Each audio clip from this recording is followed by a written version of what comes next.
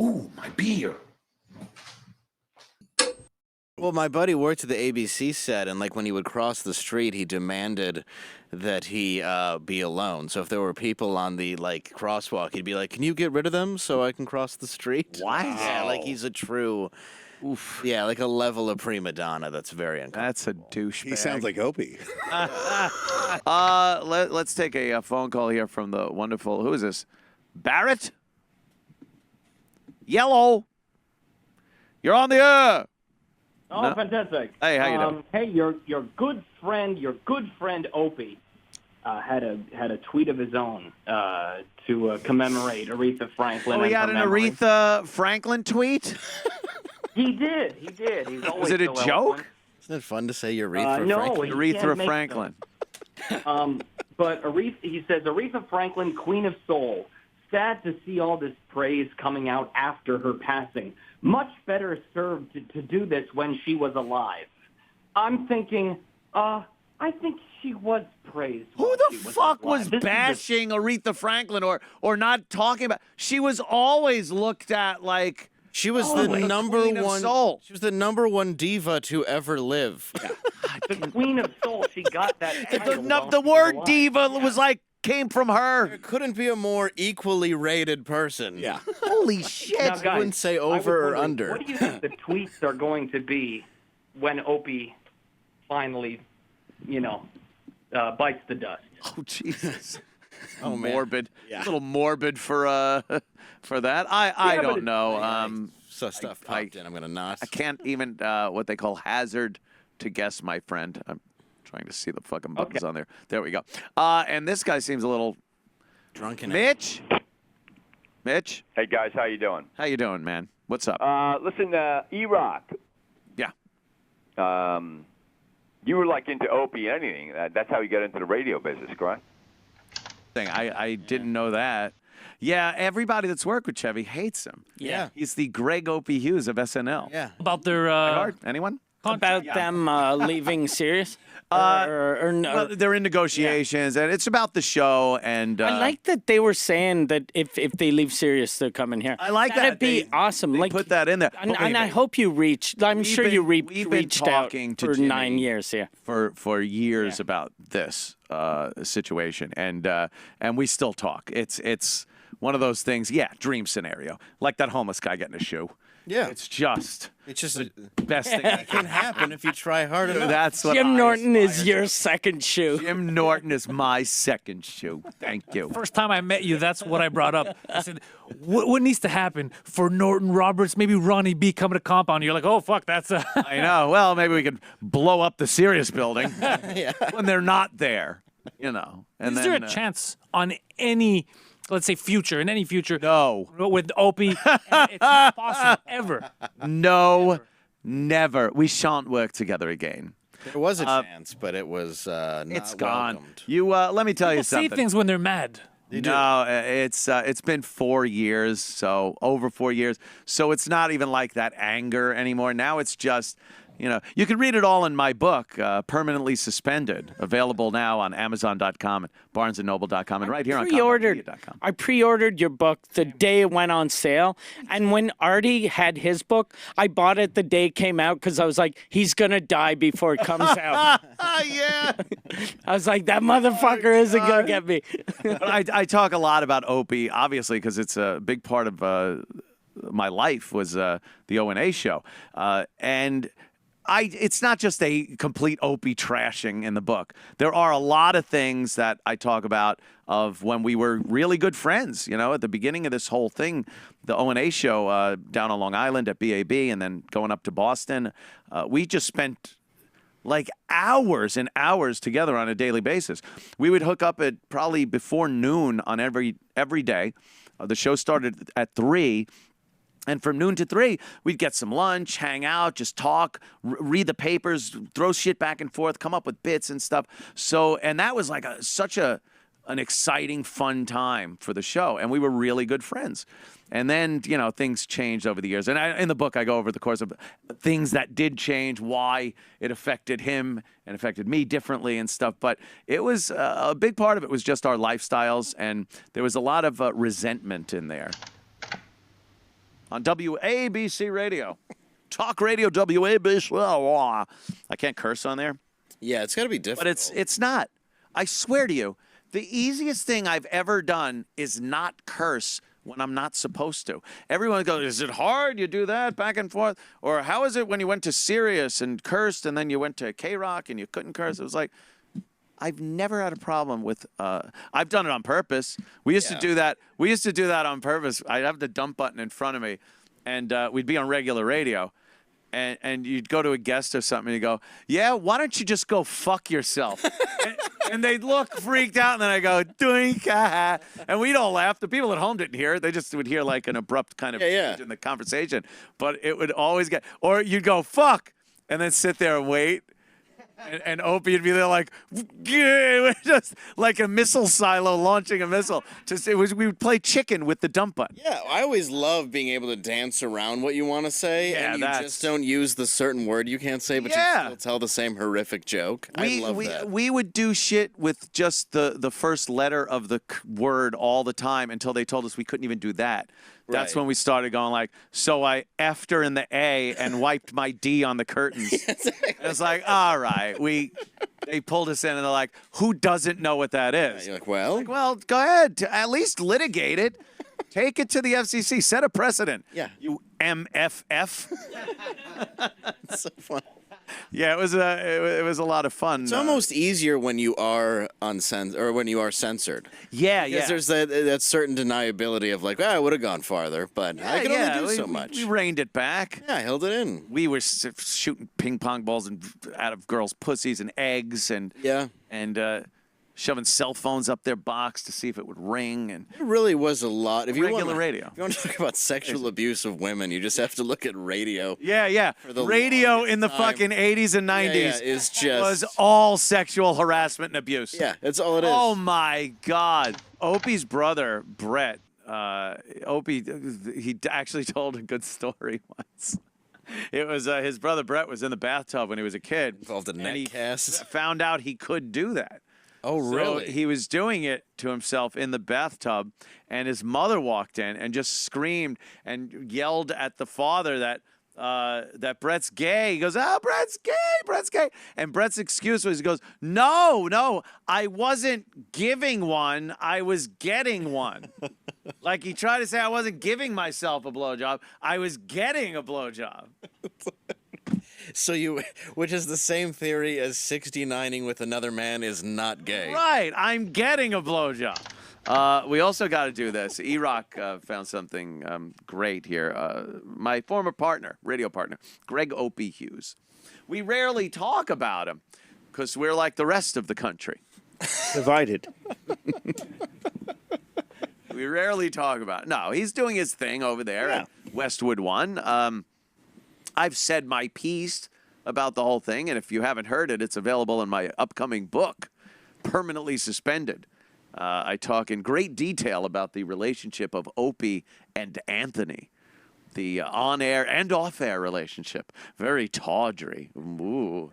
With our girlfriends and significant others, my wife and his girlfriend, and the relationship there that fucked everything up and said, oh, my God. Anyway, so Opie is at Westwood One. He's doing a podcast over there. He tapes a podcast, does it twice a week.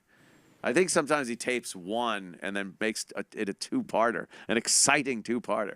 Tune in next week for the exciting conclusion of Gregg Opie Hughes. I can't imagine like what would need two parts. Stuttering John, I think. Stuttering John was a two-parter. I heard that on Who Are These Podcasts. Yes. They did another one. That's actually how I knew. With John, that's the only way I know. With John, I love it. Go to Who Are These Podcasts, and you got to see what they do with the Opie show. They actually tag like every show they do now about other podcasts. They give a little Gregg Opie Hughes update at the end, and it's fucking brilliant. Like, again, I just listen to this guy and go, oh, my God, he knows me. This guy knows everything I fucking went through. It's pretty dead on. I don't know how he gets all the info right, but He does.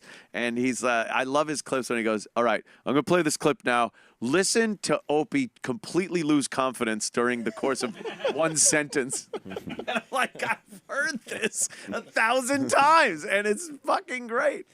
I love it. So, anyway, Opie's doing, I figure we'll help him out a little bit. He's doing a Opie Radio Rant-Line.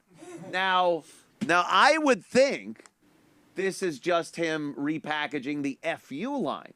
We used to have the FU line on the O&A show, and people could call up at any time. It was a number we would put out there, and then we would play some of the clips of people just, getting shit off their chest. Fuck their boss, or their wife's an asshole, or their kids are shitheads, or traffic, whatever the fuck it is. And usually they'd be pretty angry.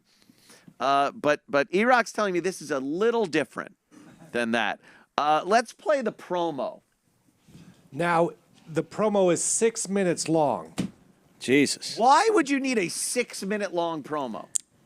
It's like a specials. If you subscribe to his podcast, it comes up as a new episode, so it's just like a bonus little thing. So I guess they had to make it over 5 minutes for Just do it like a read in your show. It's awful. Hey, we're doing this. Awfully promo-sexual. Yes. All right. Well, we'll see how much we get. Did you cut it up a little bit, or? I mean, I know where certain parts are. in Okay, it. that's so we good. could just- You know where the good parts are? Like Yeah. at the end? Do you just scroll right to the end?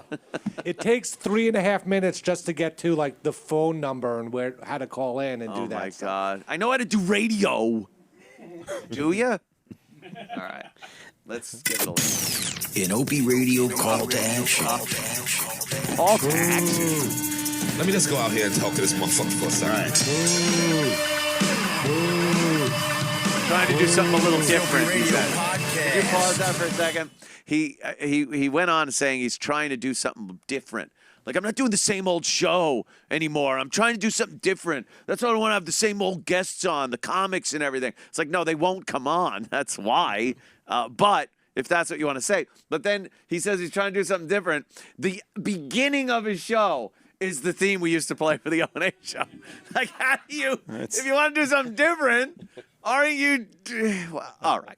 We've been through this. I get a little agitated. I'm like a liberal watching a Trump rally when I get a little fucking crazy. So this is the repackaged FU line, clearly, right? Yes. Okay. The all right. repackaged FU line. I used to enjoy the FU line. Respect for our listeners. Fuck you. That's why this is a free podcast, and we depend on you to support our sponsors so we can continue to bring you more fun-filled episodes with talented guests like Joe Rogan, Bill Burr, and Mark Maron. I know. Give it time. They'll come around. For now, we want to add a new feature to our podcast, so we've hooked up the Opie Radio Rant-Line for you. This initial call to action is only going out to our core subscribers. It will be first come, first served. First burp on the new podcast. There you go. Wow, write that one down. So when you call, your name, where you're from, and then don't shit the bed for goodness sake. All right, Tim. Jesus. Well, I started the podcast. Stop being a fanboy with Robert O'Neill, first of all, and let me do this thing with him. He doesn't care about how many downloads I have with the new podcast. Because I'll be listening with high hopes to put you on. What do you think? What do you think was a worse moment for Robert O'Neill when he saw that helicopter crash in Bin Laden's yard, or having to do the Gregg Opie Hughes show? I got What was more distressing? Like when you get out of that helicopter and just see it explode behind you, and you're in fucking Pakistan, or hey, welcome to the show, Robert O'Neill. What do you think if he came around the corner and he saw him or Osama bin Laden? Who do you shoot in the face? PTSD, either way. He's got one bullet. It's like, fuck, man. Oh, shit. Could you stand behind bin Laden, Opie? And bin Laden saying nothing, and the other one saying, brother man. Brother man, brother man. Oh, you're putting that crosshairs of that egg cog right on his fucking noggin. Gonna lose another tower. Yeah, you go to bin Laden, you're like, you. Get out of here. Get out of here. Grab your 19 wives and hit the bricks. Oh, shit. Oh, sorry, I had to. I don't even know you, but Clean that cashew-sized piece of brain off the wall. See? He shot him in the head. Nothing came out. got it. Okay. Well, I wasn't even going to go down this road. I was going to take the high road. I was going to go high when they go low. And If now it was I'm more kicking. succinct, got to the point, you wouldn't have time to chime in. That is true. Very good. True. Who taught you that? Jay Thomas, be succinct. Succinct. Yeah. All right, let's hear the rest of Gregg. I'm not even supposed to be on the radio. Why? I'm a cook. Well, here's your chance to say why and how much. Don't do your Spectrum shit in here.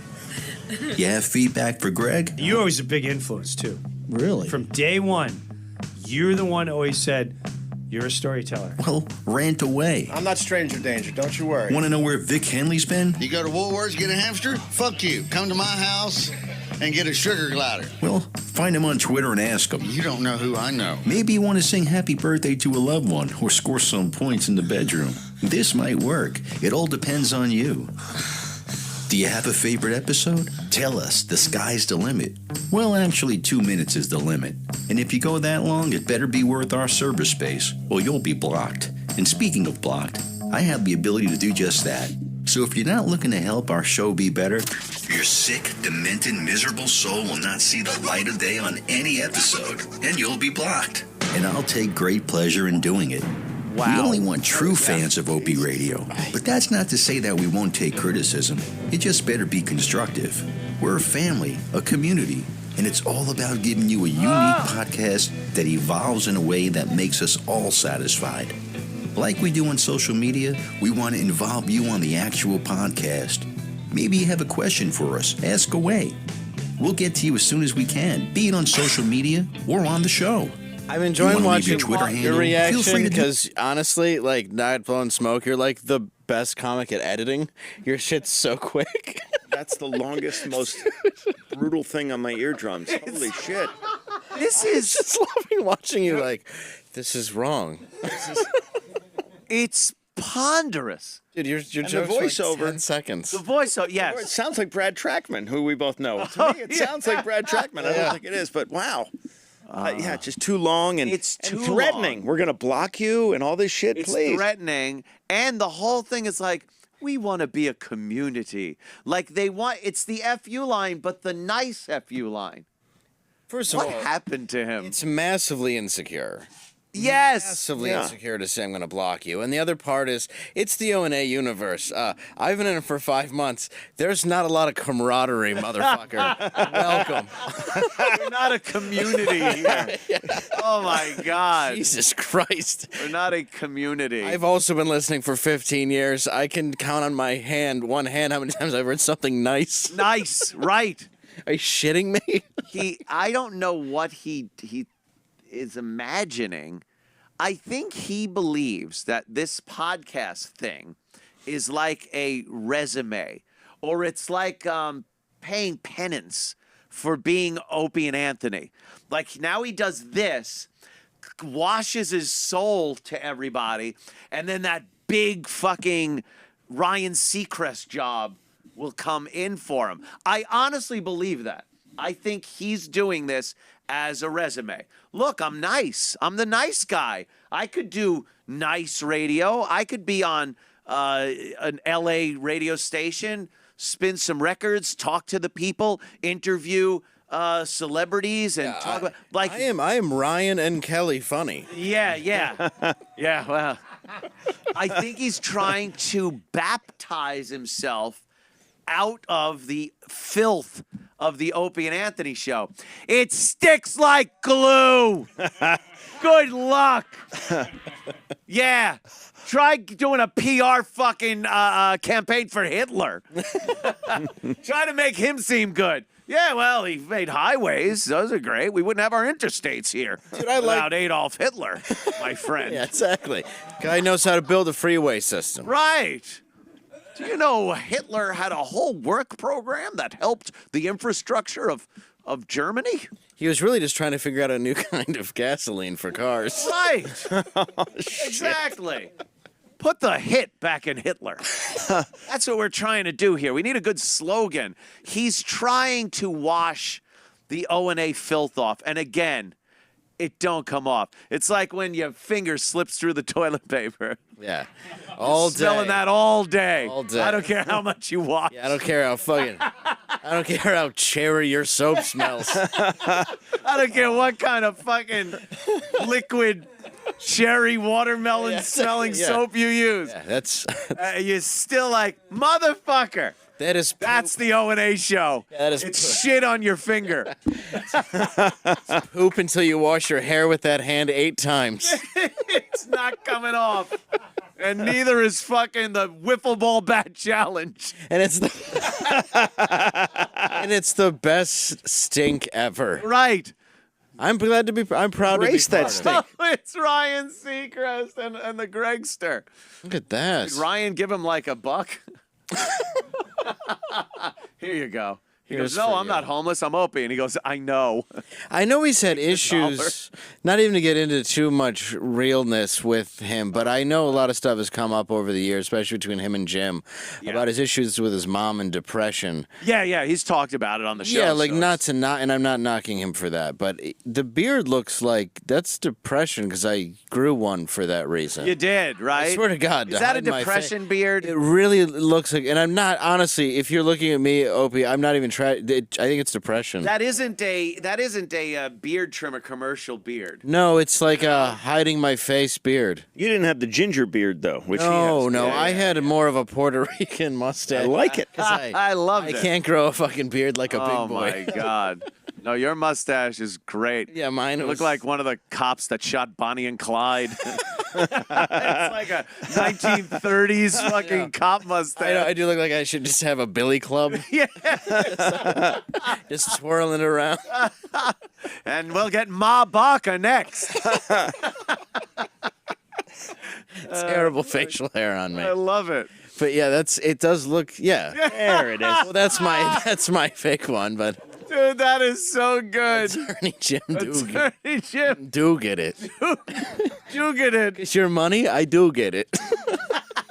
This is what happens when you're bored at home and your son's asleep. Isn't it great that like so many good cameras are available, like just to fuck around, and your phone to fuck around. It gets your creativity going and shit. I love stuff like that. Yeah, I like to I'll make just a deliberately bad video, and that's why it's fun. And someone's like, "This looks like shit." I'm like, "I know. I did it on an iPhone in 8 minutes." By the way, thank you. It's supposed to. Right. The idea is it's supposed to look terrible. Yeah. Sorry. I agree. If I sat here editing this for 2 months, I would be a complete fucking idiot. But I made it just now in 5 minutes. Fucking awesome. And you watched it, so suck it. Yeah, So exactly. suck it. Oh boy, look, we had to do that, by the way, because literally Opie's show was bringing our show to a screeching halt. Did you notice that? Like it was by osmosis. Our show, like the big sweaty, greasy hand on the rusted brake handle. Yeah! Sparks flying out of the train wheels. Can we somehow hack in and do a rant on the Opie Rant-Line? That does sound like a good idea. This man's a thinker. How can we make that happen? Someone's got to have it. Well, we haven't gotten to the phone number yet. Let's hear, the pitch for the phone number. Holy shit. This should let our viewers know. Editing. Phone number. Editing. But please, edit. don't just say, "This is Mike at Mike Hunt on Twitter. Be more funny," and hang up and run away like my 9-year-old son. Give us something to work with. Okay, now that that's out of the way, when you do call the number I'm about to give out, you'll hear a quick message. Well, maybe not that quick. Oh, God. But it will pretty much ask you to tell us what you think of the show. Feel free to do just that. Or you can get creative. Sing a song, for fuck's sake, if you want, about Opie Radio. Tell us a joke, whatever.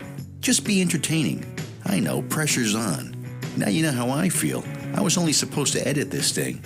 Now look at me. I'm recording this at 11 o'clock at night from Frisco, Texas. I know. Where the hell is that? Who cares? I'm here and you're there. Thank and look, you. We're working Who cares? together. So just call and listen for the quick instructions if you'd like to be part of a future episode at Opie Radio.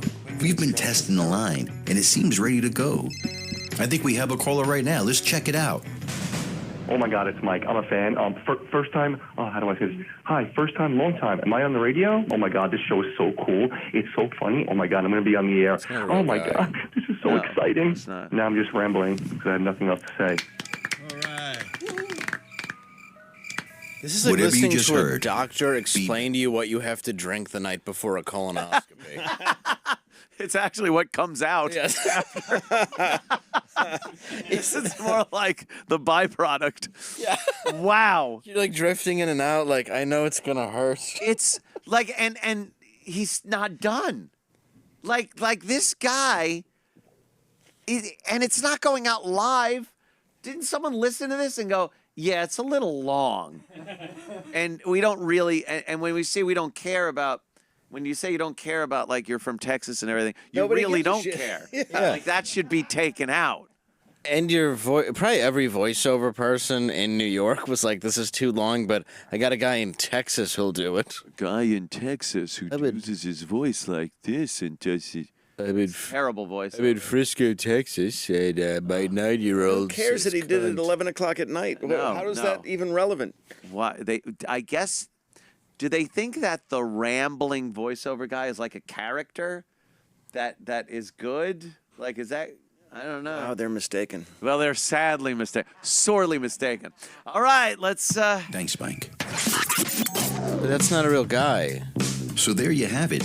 Now you can be part of Opie Radio by calling 888-505-6743. That audio is way too crisp. That's 888-505-OPIE. Put it in your contacts. We'll be throwing out subject matter via social media in the future to get more interaction going. We have big plans. We started in the woods at a creepy cabin with a Mr. Microphone and 2 beer-sipping broken hearts. No, I wasn't good, and we'll talk about that another day. I mean, I went through therapy, meditation, yoga, and I'll mention this now. This will be a future episode. I saw a shaman. I know how you were living, and now you're living like this, so something had to have happened. A lot of stuff happened. Cuban doesn't end up in the woods for no reason. And now 50 episodes later, well, you get the picture. Yeah. We're evolving, moving on, growing a show. We're so looking forward to this. 888-505-6743. What song is this? Remember to get to the point. Walk on the Let us wild know side. who you are, Yeah, where it you're is, from, I know. and bring it Thank you. big time. It's like a All Quaalude kidding version of aside, that. I we was care gonna say, about it's our very- Opie Radio community. And very here's just old another way to 90s include version. you at Westwood One care about our Podcast Opie Network's Radio Opie community. Radio. I'm Joey Salvia, and it's great to be part of this community. And the Now, color what are you girls waiting go, for? don't Get listen, on the don't phone. listen, don't Call that listen, number don't listen. and rant away. Bring it up to speed. Here we go. Okay. Hang on, everybody. There she goes. From the Westwood One Podcast Network. Is that it? Did we get through it? So you think he's cleaning up his image to go on to something better? He's this trying. is a stepping This stone. to him is, I know Opie very well. This gig to him is the worst thing that could possibly have happened to him. That felt longer than my dad's funeral. Oh my God! I'm not kidding. That was, I'm sorry. I Your didn't dad's mean to interrupt. funeral was much funnier. I know, have to way say. More entertaining. Oh my God! Sorry, I had to, I'm serious though. It's yeah. He doesn't like this. Opie doesn't want to be rebuild guy. Opie wants to be on top and stay there. Hold on. You're allergic to hacks. Yeah. Oh, line of the Oh day, my Tom. God! Yeah, my eye is itching like crazy, and my nose is running. That really fucked me up. Anyway, That's typhus. yeah, I got the typhus. Worried about you. Just calling from LA is going to give it to you. And now we're in the third hour of this promo. And we haven't even given out the phone number yet. I lost my virginity at 18 to a gentleman I knew in college. He was an instructor. At the time, he was 71. And I sucked on his old dirty balls. The Opie and Anthony community is different than the Opie Radio community. like Antifa and Proud Boys. The Opie community is shielded from any criticism. Yes. I do not want to face what I'm doing wrong. We want happy messages. We Like want this. nice things. Like this one, I paid my cousin Mike to leave. It sounds like he's dissing his audience, though. If Yeah, he's yeah. trying to switch Well, he's gears trying here. to keep his audience in line. You can't do that. You have to do a show that cultivates a certain audience. The Opie and Anthony show cultivated a bunch of fucking mental patients say. and psychopaths. Cultivated the What a worst shitload of them. audience. The Opie and Anthony show produced an audience And many good people, too. that are sociopaths and Many ones potential without rapists empathy. and murderers. Yeah, and many probably just not even potentially. Right. Actual. living up to their potential. Because it's what you do. You can't whip your audience into something. You need to do a show, and then whoever you're catering to or entertaining will then be your audience. He's trying to turn his audience into something, into a community. He wants this nice communal, we all care about each other and we all get the same jokes, and it doesn't work like that. Want to get over somebody like Carl, because I've seen him review places that I've gone Talk, and I'm eaten blowing at my and nose. stuff, you know, and I do like Carl on there. I do Sherrod. Sherrod we had on here is really fucking funny. Great, a lot of fun. A lot of fun, I Sherrod. like Vic. I like Vic Henley. He's one of my best friends. I didn't really know Vic until I knew him a little from O&A, but then because of that, I checked him out. He's really funny. He had a really Funny good dude. Letterman Yeah, he's that I saw. You can't judge people from their appearance on the Opie show. it's No. true. You're not giving them anything. Well, I think some of them. I don't know. I'm yelling. You're way over there. It's like Hi. That was a lot of blood. Jesus. oh my god. Yeah, my eye is tearing, and I'm fucking Do you do nostalgia. Flonase? crying. Yo, Flonase. Hey, yo, Flonase. That's my sister. Hey, Flonase, you gonna suck this dick? Yo, Flonase, where's Toshiba?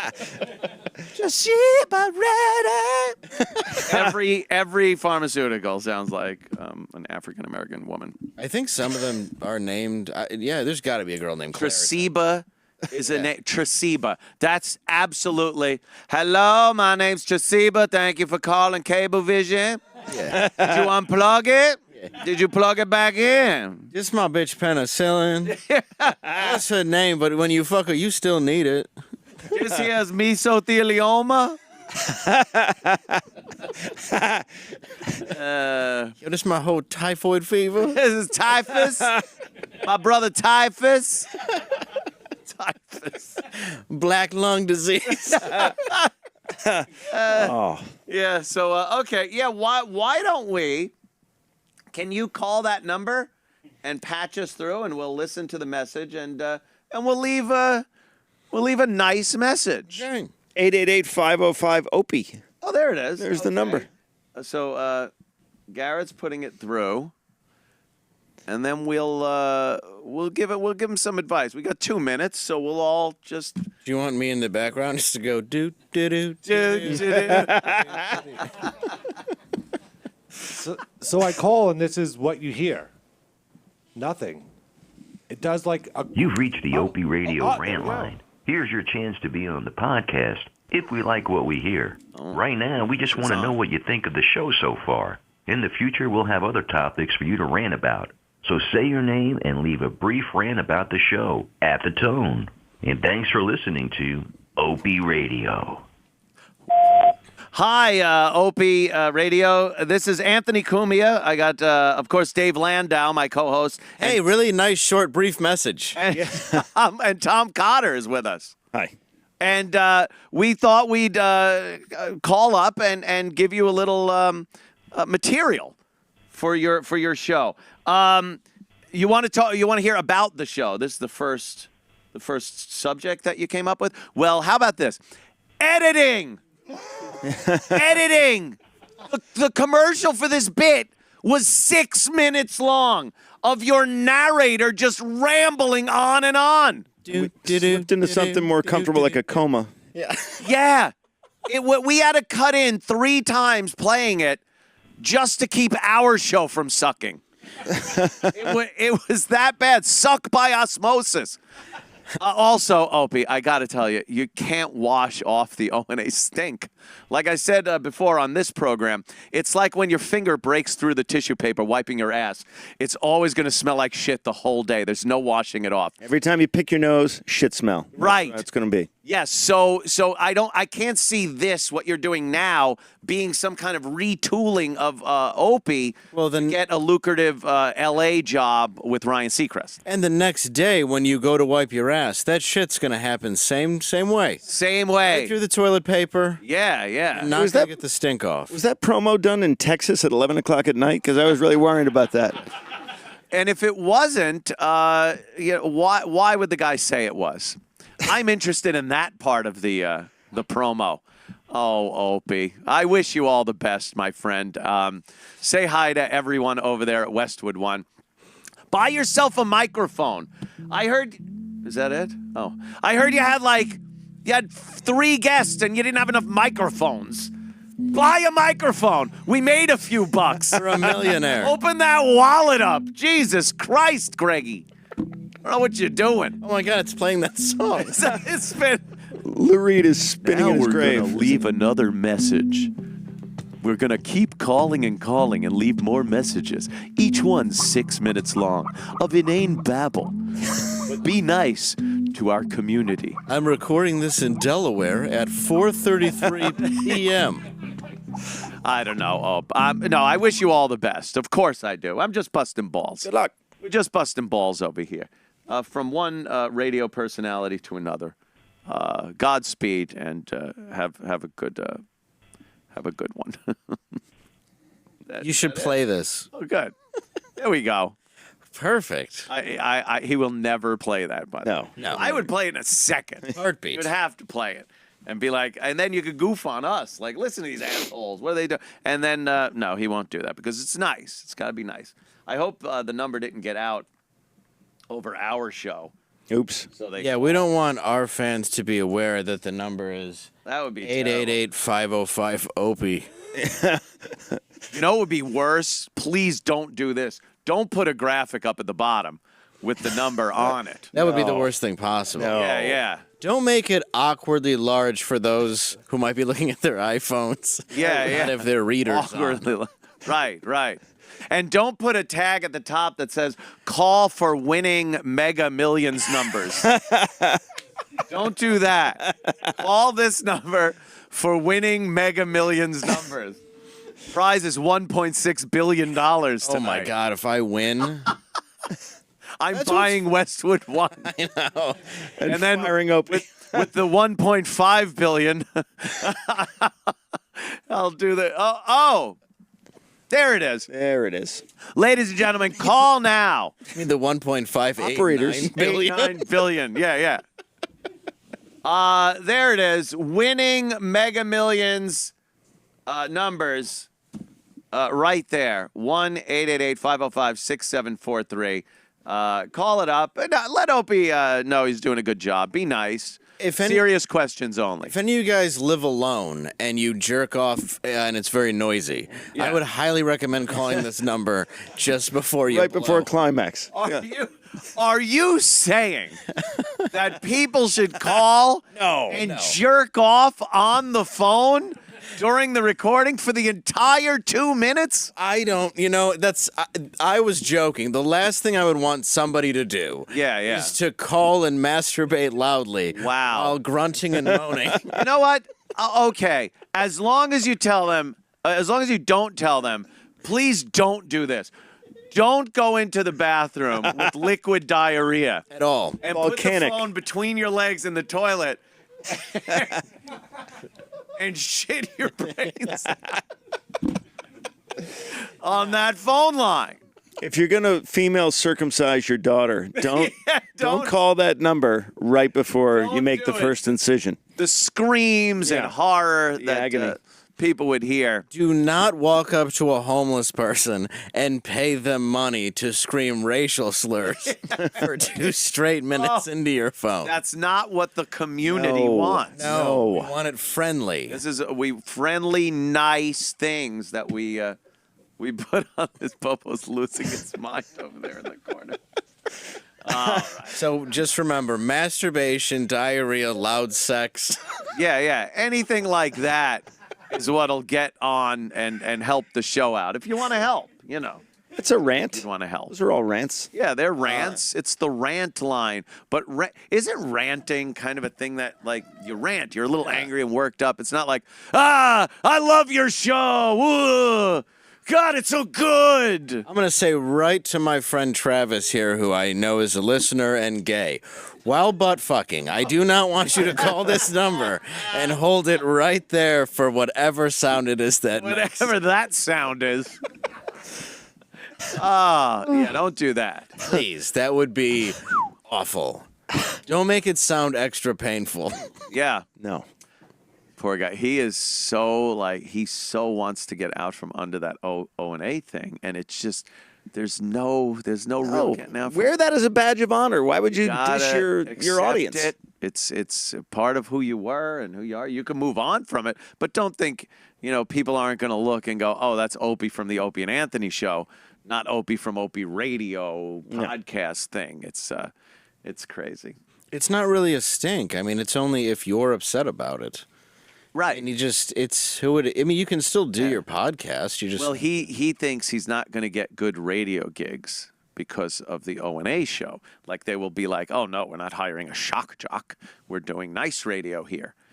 So he's trying to get rid of that shock jock. Well, he's not going to get good radio gigs because it's 2018 and it's not a thing. It's not even a thing anymore. You're right. That is true. That's why you've built your own empire. You gotta. At this point. Yeah, it's not a thing. Do it yourself. What was that I saw? It was Bet DSI? Oh, my goodness. I could have used a Bet DSI last night with the Giants game. What happened? They didn't cover. 1-6.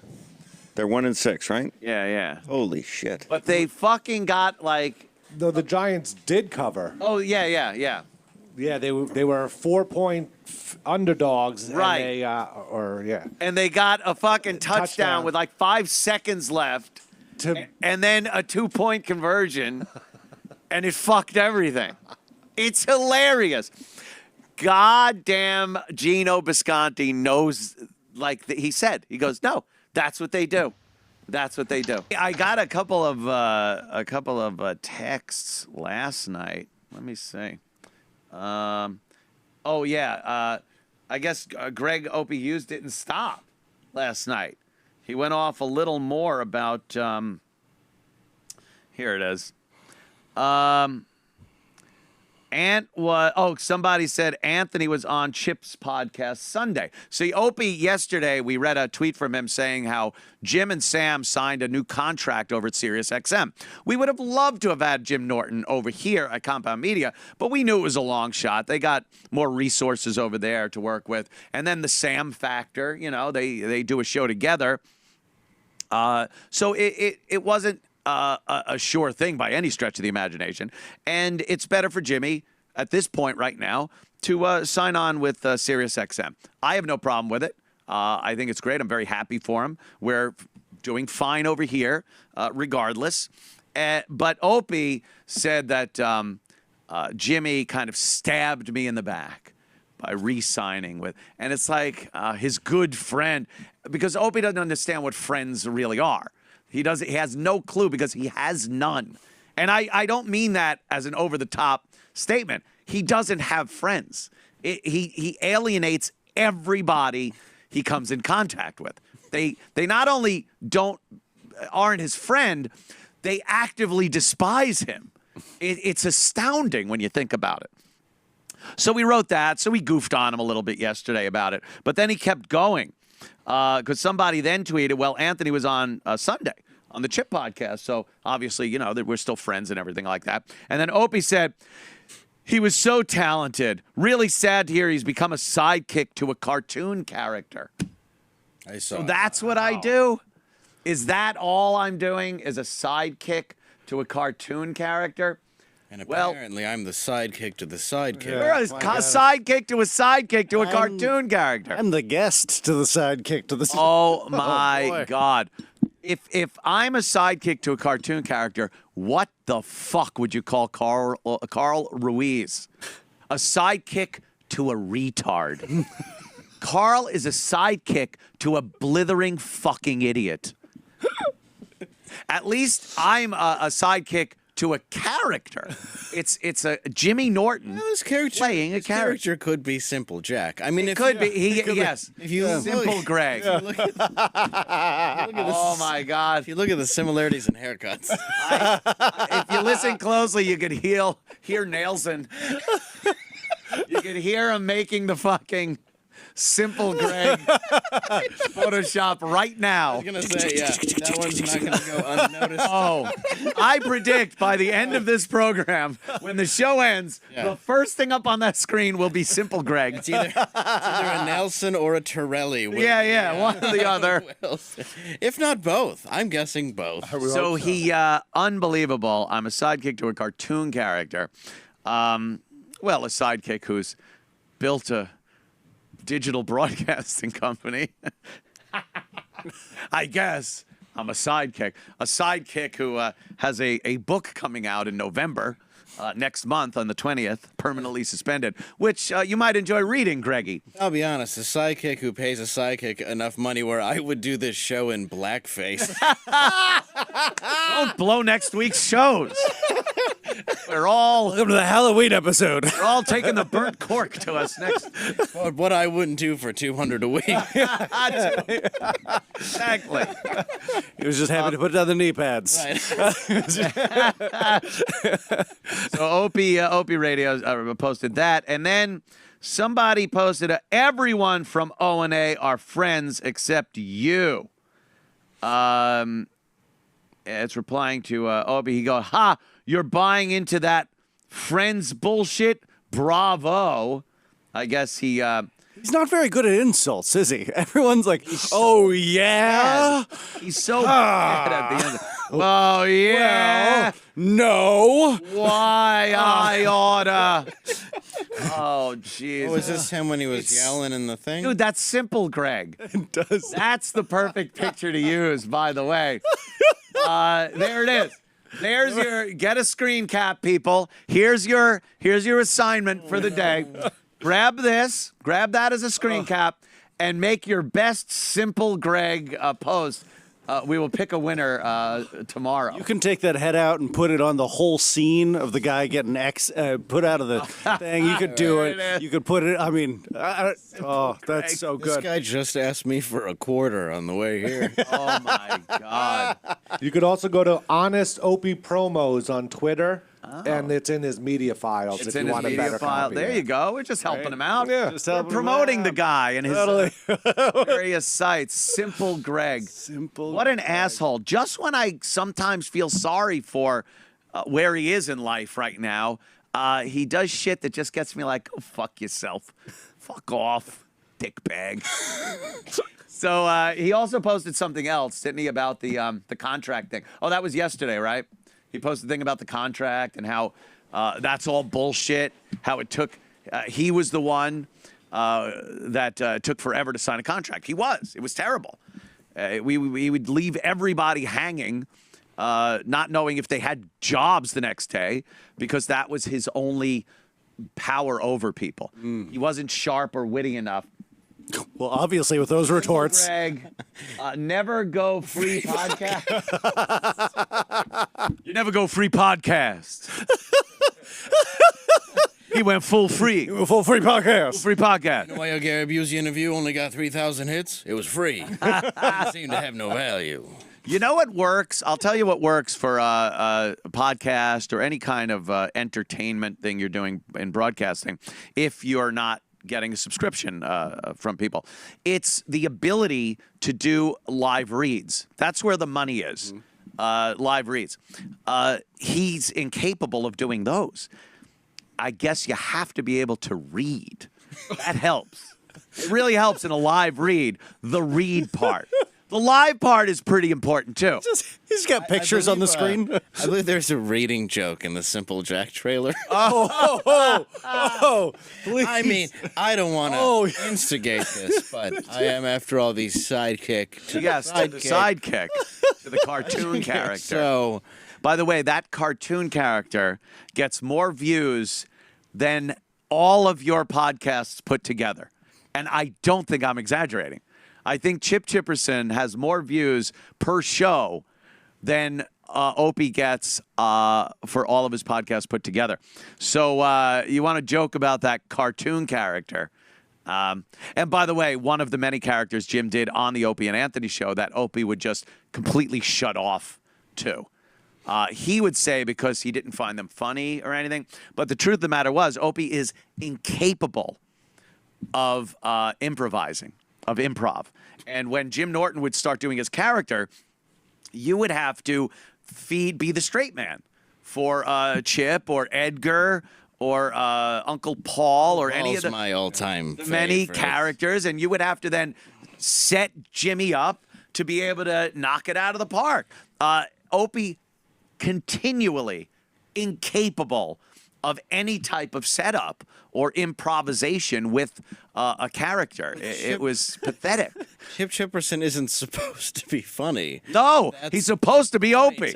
That was that's what I loved about the characters. Like, even Uncle Paul, it's like, it's not brutally molesting people. It's not.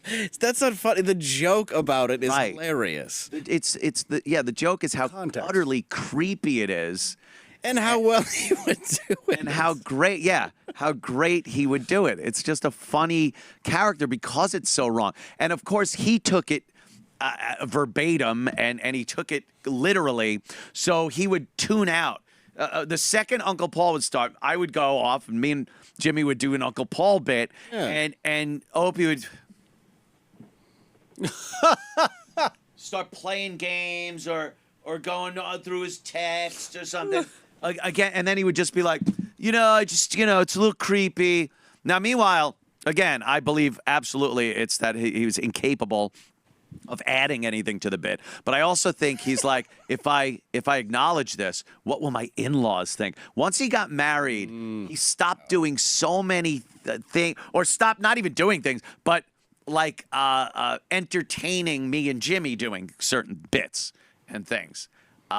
Because I believe, my opinion, I have no proof of this. I'm just saying from what I saw, I think he didn't want his in-laws to see him laughing at such horrific, pedophile humor or murder humor or anything like that. So I do believe that's why. I've joked, like, when I've had people in the studio, like my wife, it's like she's listening right now. Yeah. You know what I mean? Like, when her mom comes to a show, I will make a joke about fucking my wife and be like, your daughter specifically. Yeah. And she'll laugh. Yeah. Like, you have to have that support in that family. It's fucking great. I remember times where my own mother, I would go visit my mother at her house when she was alive. When she died, I stopped.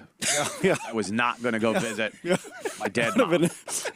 I tried a couple times. Wow. I tried. No one answered. The other family there was very upset that There we was sold a horrible smell. Yeah, there's all this around the mail house. piled up. A lot of flies. I was like, you are not keeping your place up, Ma. You really gotta. I'm the same way. Every time I call my mom, she just rings and rings. Yeah. Now it's some black lady claiming it's her new number. Voicemail full? Can't believe this black woman stole your mom's phone. I'm really sorry to hear that, buddy. I don't get it. Yeah, you should call the police. I would go over there and she'd go, I had to turn your show off today. I was like, all right, I understand that. You're not in my demo, quite frankly. My grandmother, the last show she came to of mine, she was just sat there and smiled at me the whole time. And afterwards I was like, how'd you like it? She goes, I turned my hearing aids off. I didn't hear any of it. Yeah. She was like, but you looked so cute up there.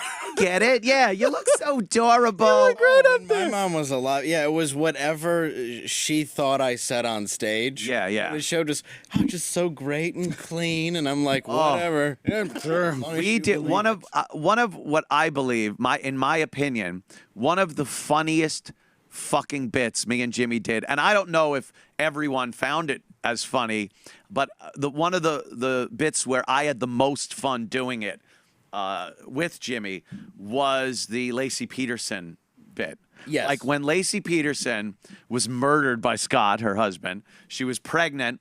Scott apparently rowed out into the bay, tied cinder blocks to her and plastic bags and threw her and her unborn child in the ocean. She washed back up, that bitch. Washed up with her newborn or her unborn fetus kind of hanging out of her. People get loosey-goosey in the ocean. Shit just starts coming out. And somebody, thank God, somebody came up with a tribute song to Laci Peterson. And it was deadly serious. A song about Laci and their unborn child who would have been named Connor. Like a candle in the wind sort of thing? Yeah, absolutely. On guitar, I think. See if you can find the Laci Peterson, Connor Peterson tribute song.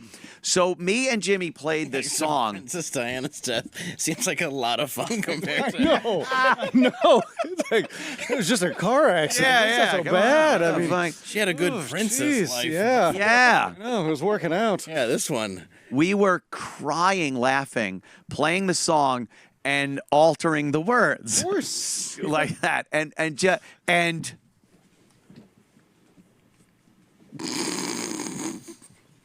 feeling himself, picking his nose and eating it. Dude, I swear to you, Gregg Opie Hughes picks his nose and eats it. Dude. I love that this Film is at 11. This has devolved into an elementary school battle. And may I say to you, nya, nya, nya, nya, nya. His farts, they smell like asparagus. Stick your head right in poo-poo. Yeah. Right. Yeah. It's more so Jimmy than me, to be honest, as far as I see it. No one has said anything to me, but I got to believe that Jimmy and Rogan are really good friends. And professionally, like, they like doing each other's show and things like that. And he's not going to fuck up a relationship with Jimmy because he knows Jimmy hates Opie. Like, I don't hate Opie, but I'm just kind of, I'm weirded out by Opie more so. It's hard to hate somebody that you feel bad for. I don't think Joe Rogan does a lot of appearances on anyway. He doesn't. He's got his own fucking show, which is rare. unbelievably successful. And he's today's Johnny Carson. Like, he's friends with Anthony. When we did our show together and he was laughing, I bet you that's how comedians felt when they made Carson laugh. He's that big. Yeah. But he credits Anthony for why he even has his show. He's like, he loved the idea of going like, it gave him a revelation, kind of like why wouldn't you just buy a microphone and shit and do your own fucking show all the time? And in the video way and the way that you did it, it was innovative. It was not everybody else with their one fucking shitty table mic. The phone down. You did inspire a lot of people, actually. I hear it. It's something people say to me a lot as I do like a podcast or something. Oh, cool, yeah. They're always like, Cumia, who's the guy that I saw him at the compound when you were on Long Island? It was, it was one of those things like years ago. I was just like, why don't I just set up a studio in my house? And if something happens, I could just get on any time and blurt out whatever the fuck I want. And and then I just started going through online catalogs and stuff at B&H Photo and things, getting better and better equipment. And before I knew it, it's like I was putting out a pretty decent looking shot. I said I want it to look really professional because the content is just horrible. It's all about fucking pussy and cock and death and you were doing a lot. I remember the early days. Like I wanted it to look like the news. I'm glad I can bring that to the table. And I wish I could deny it. Oh, I love it. Jokes all day. Pussy, cock, and death. Pussy, cock, and baby death. Awesome. Crib death being my favorite, of course. I remember tuning into that a lot, and you were like, always had like a drink in your hand. Always hammered on it. You were hammered on the early days. Yeah, I'd like wake up and turn it on and be like, what are they doing now? You know? Yeah, I would do shows sometimes from like 2 a.m. until 8 a.m. Yeah. And like, I'm still here, motherfuckers. And I ran everything. Yeah. I was literally alone in the studio going, all right, let's look at a video. Where is this? Yeah, that was cool. Pressing buttons. I had the mixing board and everything. It was fun. It was fun to fuck around with. Look at what a short time you built this in. Yeah, and then it was, I had to. It went from a hobby to... to, woof, thank God I had this. Yeah, it was like a I was persona non Did anyone accuse you of like doing that on purpose? Like, he was already on the way out. He had one foot out the door. Yeah. Opie accused me of doing that. Dude, we know, you were looking to do other things. You weren't happy being here. Like, he was saying everything that was in his a projection, mind. right? I'm like, dude, I'm the motherfucker that wanted to sign a 10-year contract. That's like what you I do was in a done. This is where I wanted to do my remaining years on the air was at SiriusXM. Sign a 10-year deal. Me and Jimmy will laugh our balls off. You could be miserable in the corner. We'll all fucking make some money, and that'll be that. But he was like, he always thought, because we had that fight where he goes, dude, I don't need to do this. I could do other things. And I'm like, what? I can't do anything? I didn't have anything before you? I go, yeah, you'll be spinning records in some small market somewhere or whatever. Yeah. Oh, really? Is that all I could do? I oversold what he could do because he's not even doing that. They have a computer program for that now. Yeah, they have a computer program. Don't even talk about music at all when you're at a radio station. No. It plays between segments. It's all taken care of with the automation. I would listen to that Opie and Jim for a while, and the tension was already uncomfortable when you're driving. But the not to E-Rock before the show. Yeah, and then like when he would bring up Anthony, he'd be like, "What do you like?" People would call in and basically shit talk to him about you. Oh, it was so bad. So good. I used to. I mean, good in that way of like Curb Your Enthusiasm is good because I would listen. Yeah, you're to uncomfortable the whole time. Yeah. I remember those. This was like right when I was quitting drinking. I think I started doing that. I would go on like these long hikes and I'd be listening to like Jimmy and Opie have like these passive aggressive. It was like things. Did you hear the one where Esther Koo was on? And it was so funny because he goes. She says something like, "Yeah, I was over at your buddy's, your partner's show." And he goes, "What? Who? What?" Yeah. And then she goes, "Anthony," and he goes, "Oh, that's cool. That's cool. I got no problem with that." Yeah. And it was like, it was so I have a problem with that. Yeah. His trying to convey that he didn't have a problem was he panicked. It was hilarious, and that started the whole thing. No, it's okay. Yeah. And then Jimmy and that fight. You would hear Jim Norton though, like you could see he'd go. Like he's swallowing a lot. Like, oh boy! All the time. That's his off hours. He's swallowing a lot in his bedroom. Yeah. But you could just tell. And then Opie would always like, Jimmy would do something fucking hilarious, and then Opie would be like, yeah, so anyway. I know. Like, every comic hates that fucking shit. You know what I mean? So anyway, let's go to the phone. Snowy in Michigan. Snowy, what's up? You'd hear like a sigh.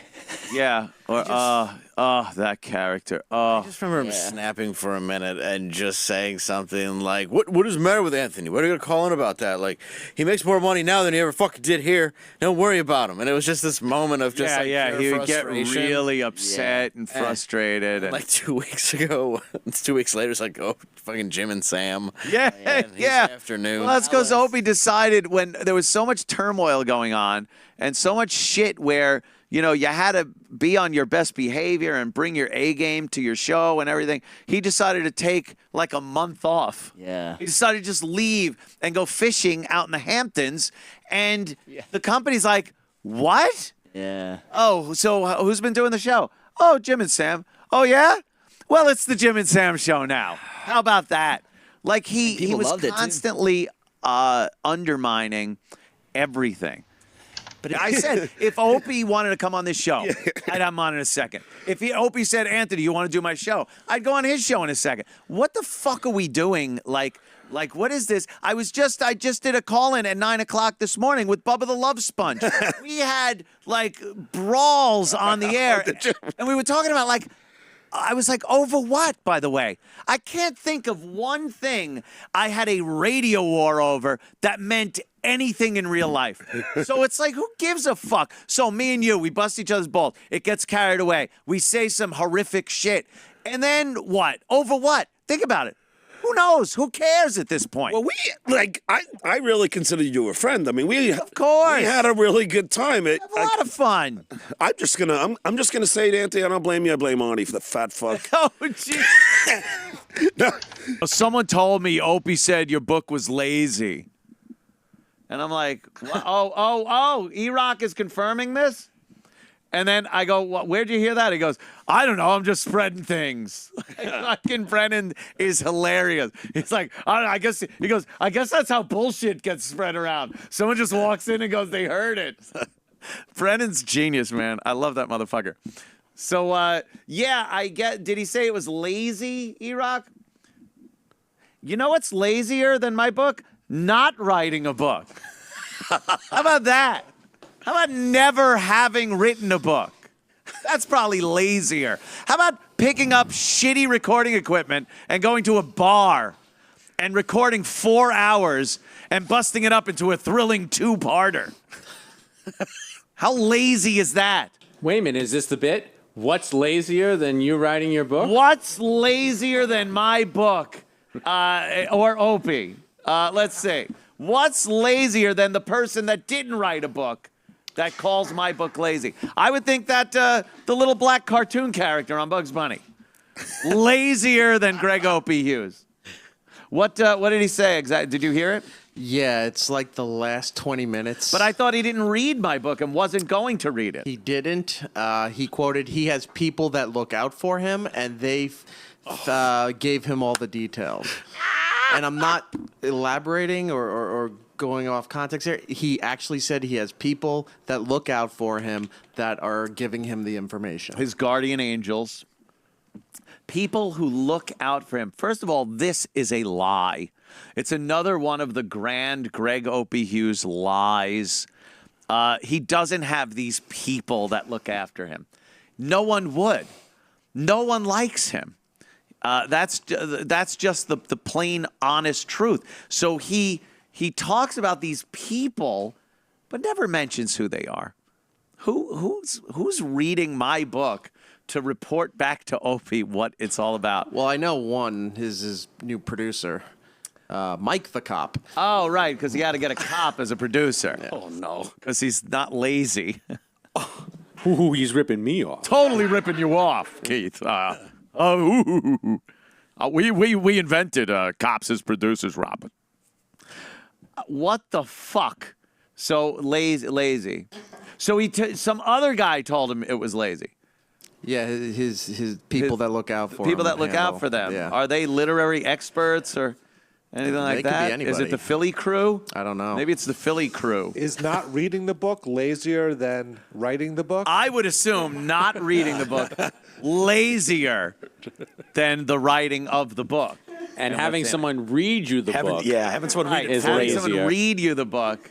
Couldn't he just, if that's the case, couldn't he have just gotten the audio version and wouldn't that be like the guy telling him? Only it's right from the horse's ass. Me.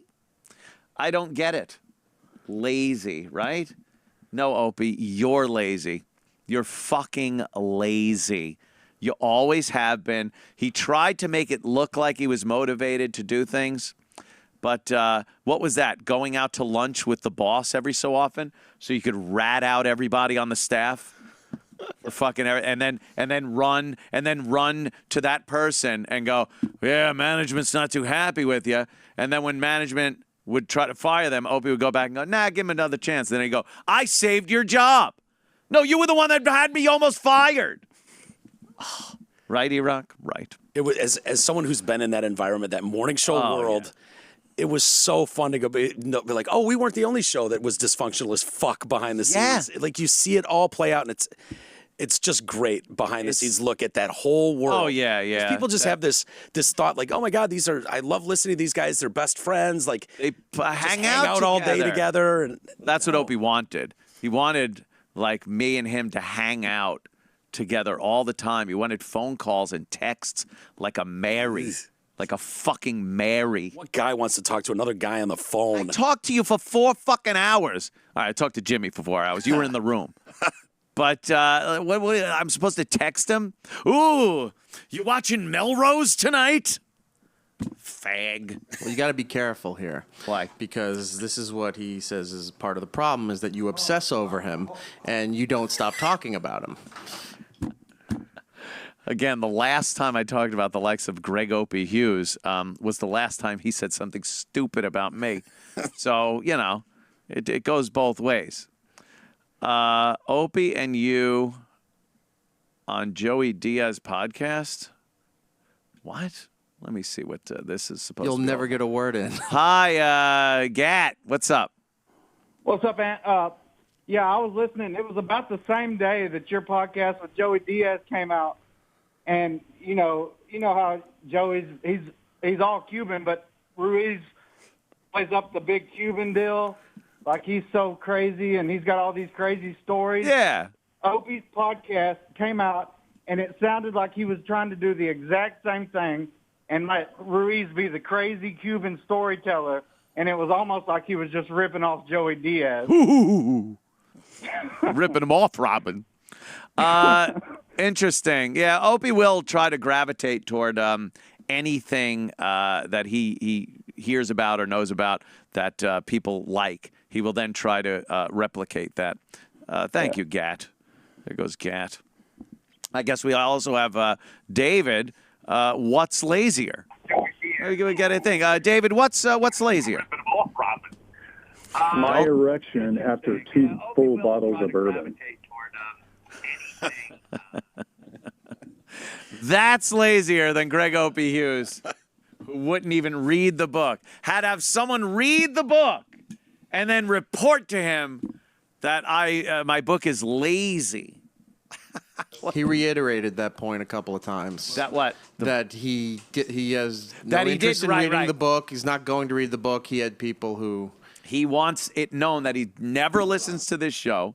He didn't listen or watch any of the podcasts I did out in L.A., and he would never read my book. And he doesn't know that Chip Chipperson's show in Philly was a packed house at the Fillmore. And we stayed over an hour after the show to do signings and pictures with the fans. But he knows nothing of this. He has people that take care of him, that report back.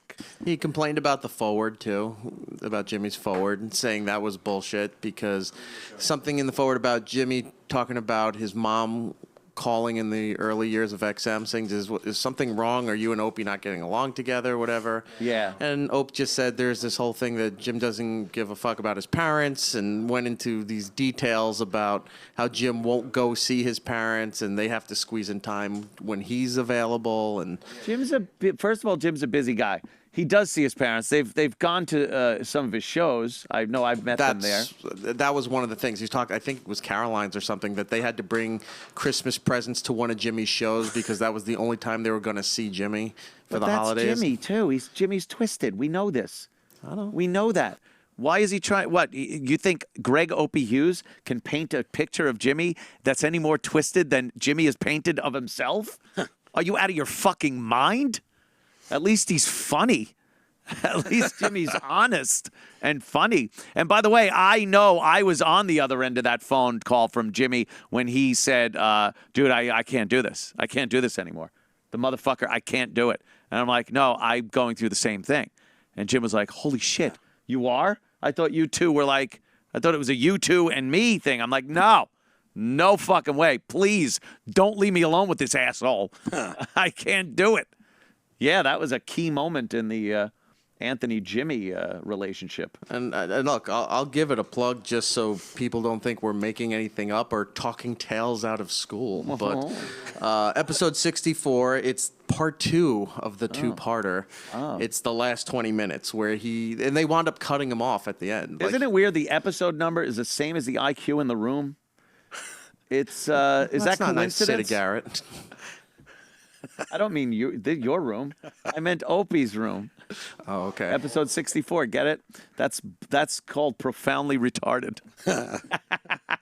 So yeah, okay, yeah, it's there. He laid it all out. So we're not talking about, we're not embellishing, we're not making stuff up. This is all reacting to what he said. He is the worst, man.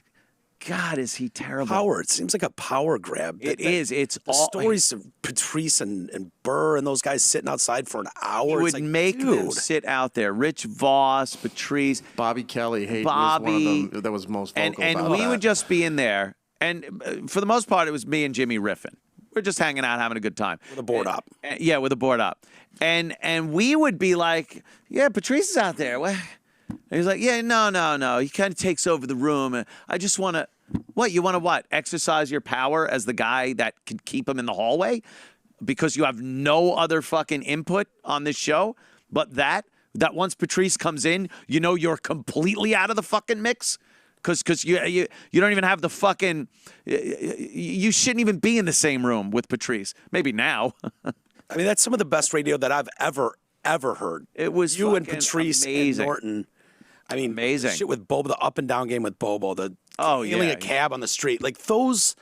Yeah, those were legendary huge moments. But he just, I don't know, and the whole thing, like I guess Bill Burr was doing his show, and he was doing it from a room next to his studio, instead of in the studio at Westwood.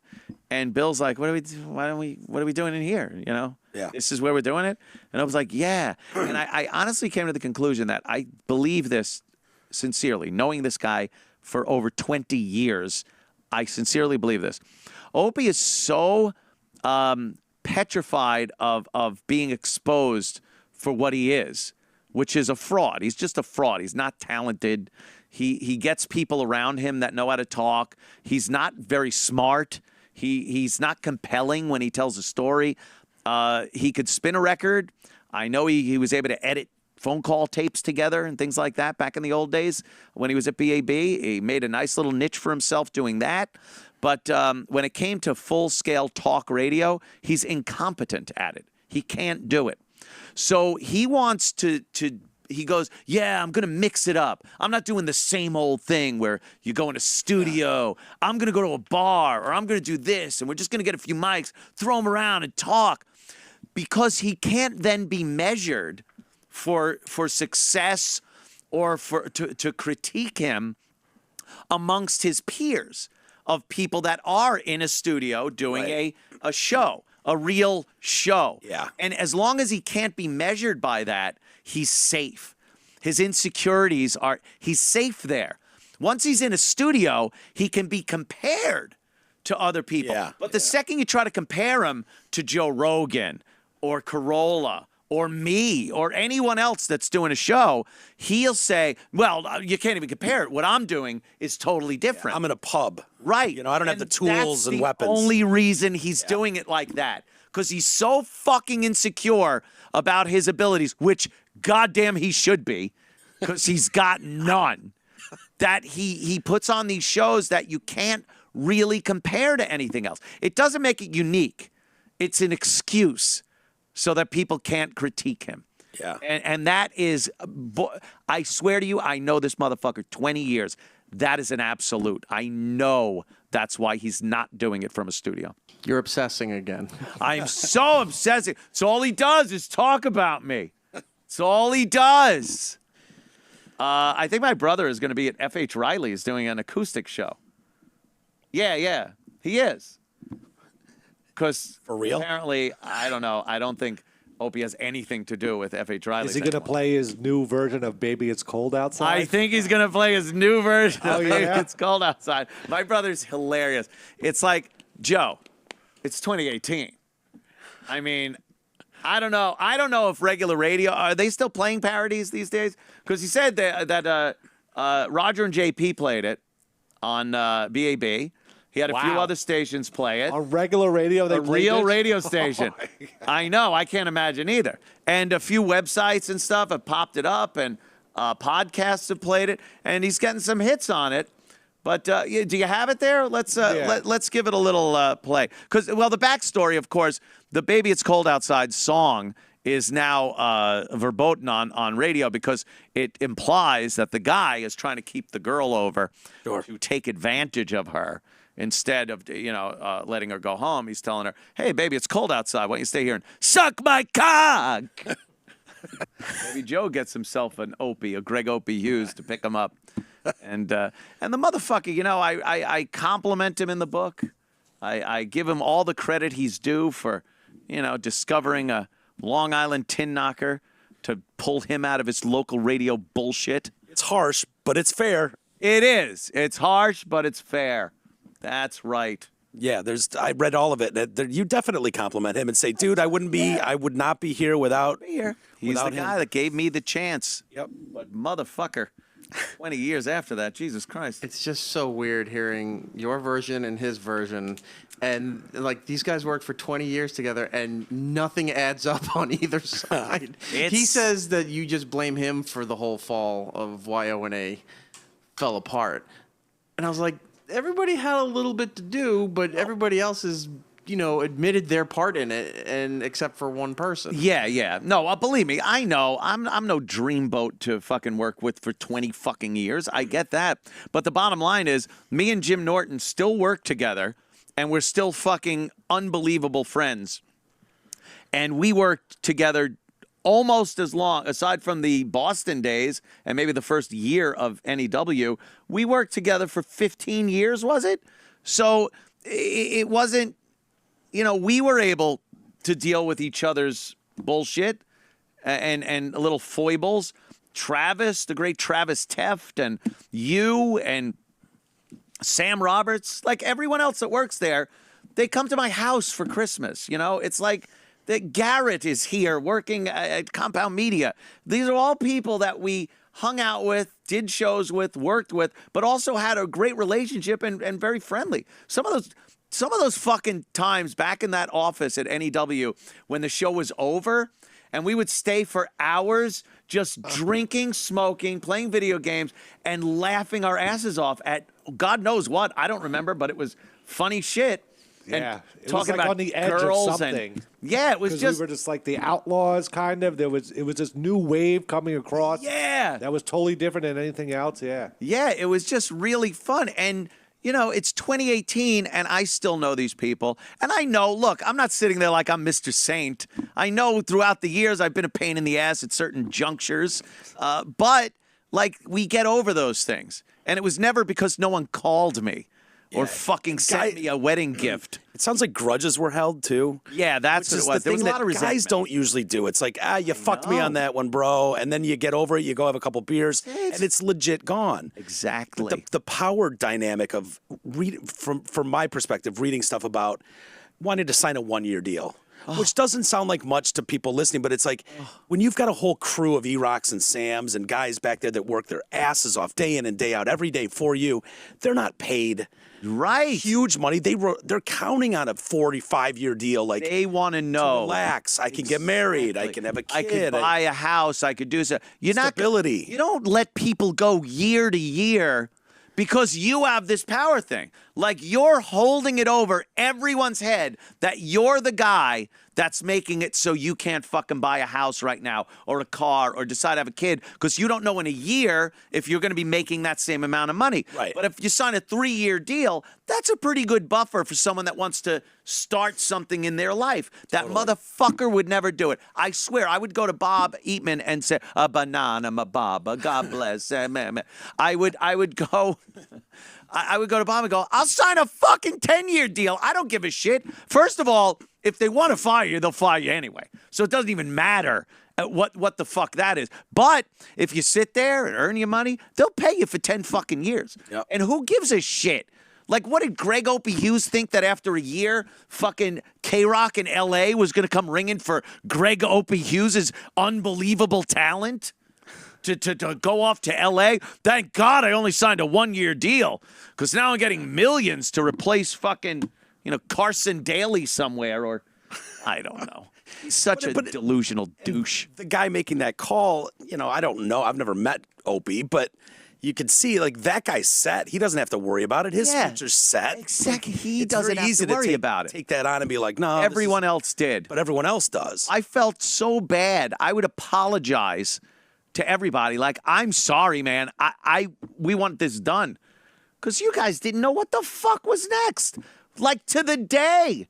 It was like, oh, I'm here today. Tomorrow I might not have a job. Look, that one morning in 2010. Yep, I we remember were all this. there. A nor'easter was going on. We were there. The show was starting at 6 at that time. And the lawyers were there, and the radio wizard was there, and he didn't want to sign the papers. He took the newspapers and went to the bathroom. Yeah. And came back like 5 minutes before the show was supposed to start, And he finally went in and he signed it and said something like begrudgingly or something like that. Under protest. Through the pen. Under and protest, then walked your out millions again. of dollars, you dumb fuck. Because if he had not signed, we were told by the higher ups that you go to best of until we sort all this out. Right. And we're not doing a show that day. Or if he does sign it, we obviously start at 6. And he signed it, stormed out again, and he came back after Ecstasy and the intro was in. He walked right in like nothing happened. Do you know how in that when he was in the bathroom with the newspapers, he probably jacked off at the thought that everybody at that moment was their lives hinged on what he did next, and he loved it. Oh, did he love that power? Everyone's like just sitting there on the shitter. Everyone's life depends on me. You're obsessing again. Fuck. Oh, I'm obsessing. I'm obsessing again. Oh, it's just so fucking annoying. Ugh. Gregg Opie Hughes. You just want this all to be done with. It's I just love that enough. he's saddled with my name, though. Everyone's I got love it. everything out. Just enough. Let's just No, do you keep going. I don't mind Look hearing at it. E-Rock, the peacemaker. E-Rock, No, you lived I it. We just- didn't. I love hearing this shit. Yeah. Imagine how mad he's going to be when olive his branch of peace. when his guy tells him about this. He's going to be Oh, so is mad. he going to be mad? When is he scheduled to meet with his guy to tell him everything that he got, all the info that he got? Oh, please. You know, I sent that motherfucker a happy Thanksgiving text to him and his family and stuff. I just figured, you know, hey, happy Thanksgiving to you and your family. What do you write back? Yeah, exactly. It's coming. Nothing. Did the blue turn green so you know that you were blocked? Yeah, that's probably. And then I sent, the cunt won't even look at me. How did you do that, by the way? Whoopsie. Oh, that's awesome. Believe me. Thank God Awesome. that was the only one that ever happened because now I check. I really do look and go, all right, let me send, especially when I'm texting Gavin McInnes. I don't want those going anywhere else. All right, I'll stop obsessing, E-Rock. You're right. You ought to bury the hatchet, and that'll never, ever happen. I'm pretty sure of it. Think you'll ever be in a studio again doing a show of any sort, whether it's just an interview? I can't see that happening. Yeah. I can't at this point. Like God knows what the future holds, but at this point, what did who was it? David St. Hubbins say about Nigel Tufnell and Spinal Tap? No, we shan't work together again. And then they were touring, playing Sex Farm in fucking Japan at Kobe Hall. Working on a sex farm. Well, just so you know, the whole thing that started this was Anthony's book, Permanently Suspended, which you can buy through the Amazon tab or deep discount or wherever. On compoundmedia.com. There it is. Very, very, very nice. I'm very happy about that. Thank you. Permanently suspended. What else is going on? We got that one. Oh, this, who is it? Mutombo? What's his name? Dick Me Mutombo? Close. Dikembe Mutombo? Dikembe. Dick Me Mutombo? No, I know. He's that giant fucking, the guy that got out of the spaceship at the end of Close Encounters. That motherfucker. He flies an 8-year-old boy with a tumor from Africa to the U.S. for surgery. Why the U.S.? It's a horrible place. It's terrible. Why do people come here for surgery? Isn't it terrible? Isn't it racist? Why would you bring a black kid from Africa to a racist country like America to have medical work done when we know this is a terrible place? Exactly. So let's go to the video and see what this problem the kid has. LA because we are picking up my wife is sponsoring this young boy from Congo. What is that voice? Oh, wow. We have a huge tumor on the side of his face. He's going to be operated by Dr. from Beverly Hills. And you're here to support. And so we brought him here from I talk like I'm in slow motion. We are very excited. Did you meet him over there when you were in the Congo? I met him in September when I was in Congo. I was no, the Congo. I took him out of a pot. They They were cooking him. where he's been pushed away by the society. His mom, you have to keep him in a bedroom. Yeah. Wow, every keep him in day a bedroom? because people are talking bad Oh, they about probably him thought he was some now. kind of demon. That's horrible. It's terrible. And you flew him out here? Yes, we flew him up here. That's my Christmas gift. That's a hell of a Christmas gift, man. That's amazing. That's why I'm here in LA, and Dr. Winehouse is here with this a team. Oh, you're the doctor as well? This is a part of the team of doctors. They're going to welcome Look me. at They regular welcome me in people Los next to Angeles, him. and Yeah. we're gonna Wow. take the boy now. The boy is arriving in 45 minutes. Oh, he is? I have no idea what you just said. Oh, wow. I don't either. So if you're going to come, you can come welcome him. He can't too. just get in a regular car, can he? Oh my, yeah, you need balloons so he knows who you are. Look for the freakish, tall black dude. Oh, Jesus! Oh, whoa! That's a twin. What's that kid smuggling in his cheek? What did he take with him? Is that some Skoll, Copenhagen, or Happy Days stuck between his cheek and gum? Oh my God. I think it's very emotional. You just turn to the right. You're freaking me out, kid. Wow, right? Good to see him again, Dikembe.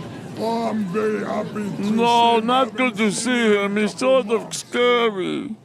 I'm But glad that hopefully we could cut that off. that Yeah. he made it to America. Oh, my God. Now we leave everything in the hands of the doctors and the medical team to do their jobs. So we're very happy. How old is he? 8. 8? And how did you How meet many him? of that is in the At the fucking, hospital. Oh, you met him at the wherever they're hospital? from, the Congo years? Oh, okay. He's 62. And the medical attention Hey, you look, get it's here is Dave far Landau. better than... Thousand better. Yeah. What's Dave doing there? Oh Hey, my Dikembe, God. thank you so much, man. He got to board You're first. such a good guy. What you're doing, fantastic. You're such a good guy, man. Ah, you're Thank you so such a much, good buddy. guy. See you later. Now let me beat my wife while I play video games. Wow, look at the kid's face. Holy fuck. What you got on your cheek? A kangaroo? What's that, a little joey in there like a pouch? It looked like a twin that got stuck in the zygote Yeah, stage, something. right? Oh, the poor little fucker. Well, Matumbo, he'll take care of him. Wow, that is frightening. Yeah, good for him. He's got cash. Yeah. Nose I don't see a lot of surgical masks this year. You see a lot of. Oh, well, you know who usually. The Asians Usually have to.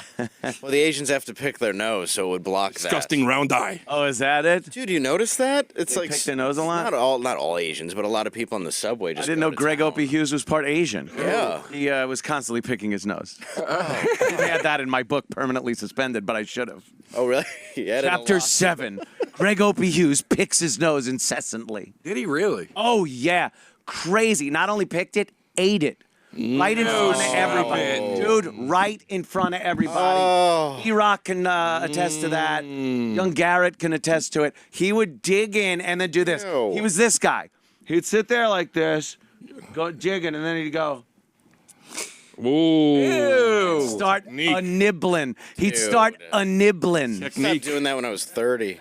Good technique. When I was So disgusting. It's like a toddler move. Like It's when you see it so wiped on the fucking walls. disgusting. That's gross, man. It's so fucking disgusting. That's gross. You know what would piss me off too? Like when we were up in Boston, we'd do these gigs at like Club Cadillac and stuff on a Wednesday night. Opie and Anthony join us for fucking blah blah, and we'd be sitting there, and Opie was like, the chicks loved Opie, like girls just loved Opie, the fucking blondish, whatever it is, hair and everything. And I'm I'm this fucking disaster. So I needed as much personality as I could muster up.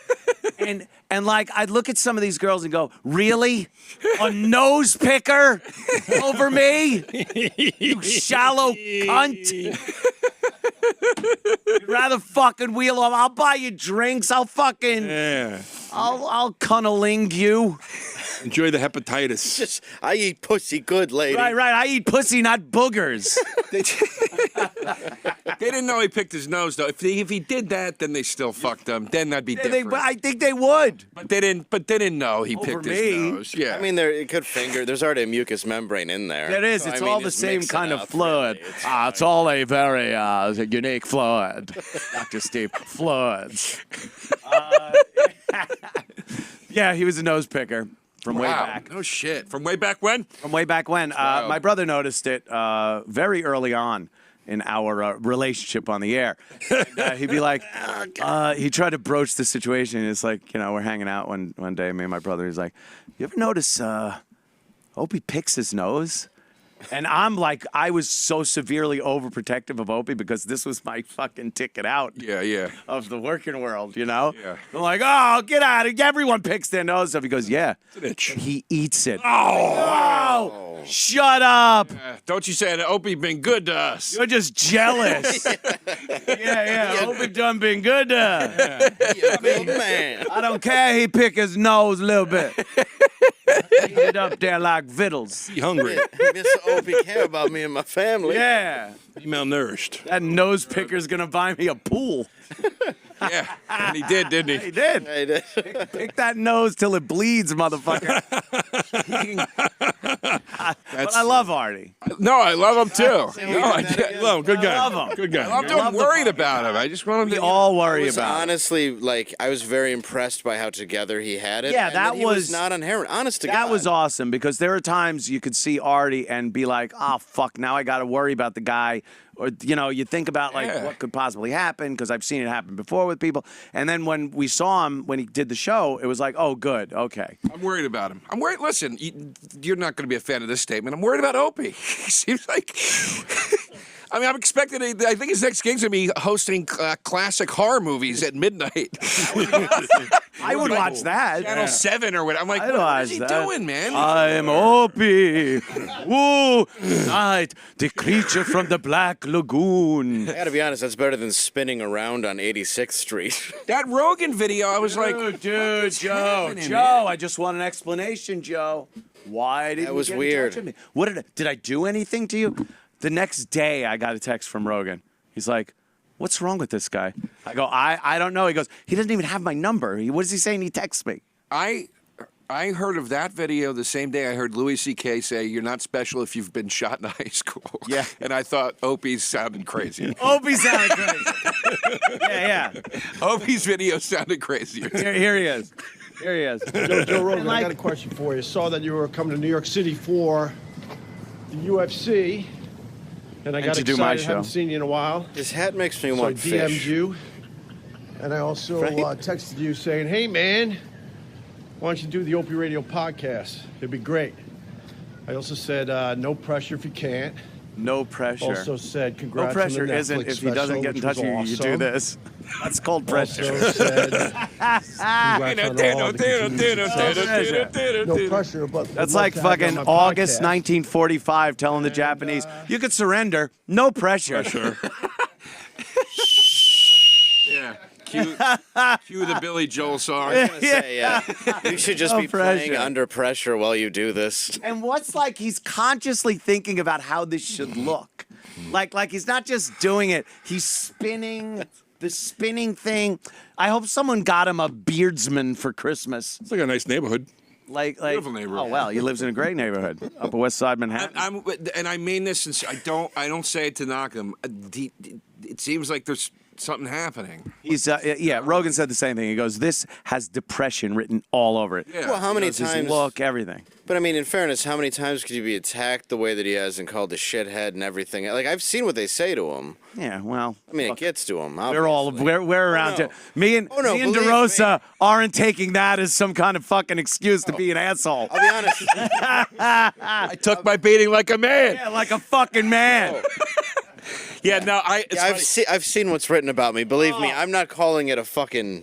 I have a bit in my act. I'm just saying, if you take it that personally, you can let it destroy you. But is this one of these automated things that YouTube does for somebody as far as copyright stuff, or would Opie have actually had to pursue you personally, knowing that this situation was happening, and saying, "Get that guy's money"? It says that the claimant is based 79 4-channel Opie Radio. Yeah. So his content channel manager claimed it for him. Yeah, they So I submitted a copyright of some kind. There's so much stuff on Opie's YouTube that he posted on his YouTube that was property of Sirius. It was literally only me and Jimmy in some of these segments, and he posted it under Opie Radio and claims all the fucking money from the hits they get. It's fucking despicable. It's another bullshit thing that he did. He would make T-shirts with sayings on them that people came up with other than him and sell them and never even suggest that people got money. E-Rock was a victim of his fucking bullshit. I remember that. With something like that where he never even offered to pay Eric money for something that he put on a T-shirt or what was it? It was a saying. Oh, hold on, not you. We actually have Eric here, sir. He'll explain it. I'm like, I know. Hold on.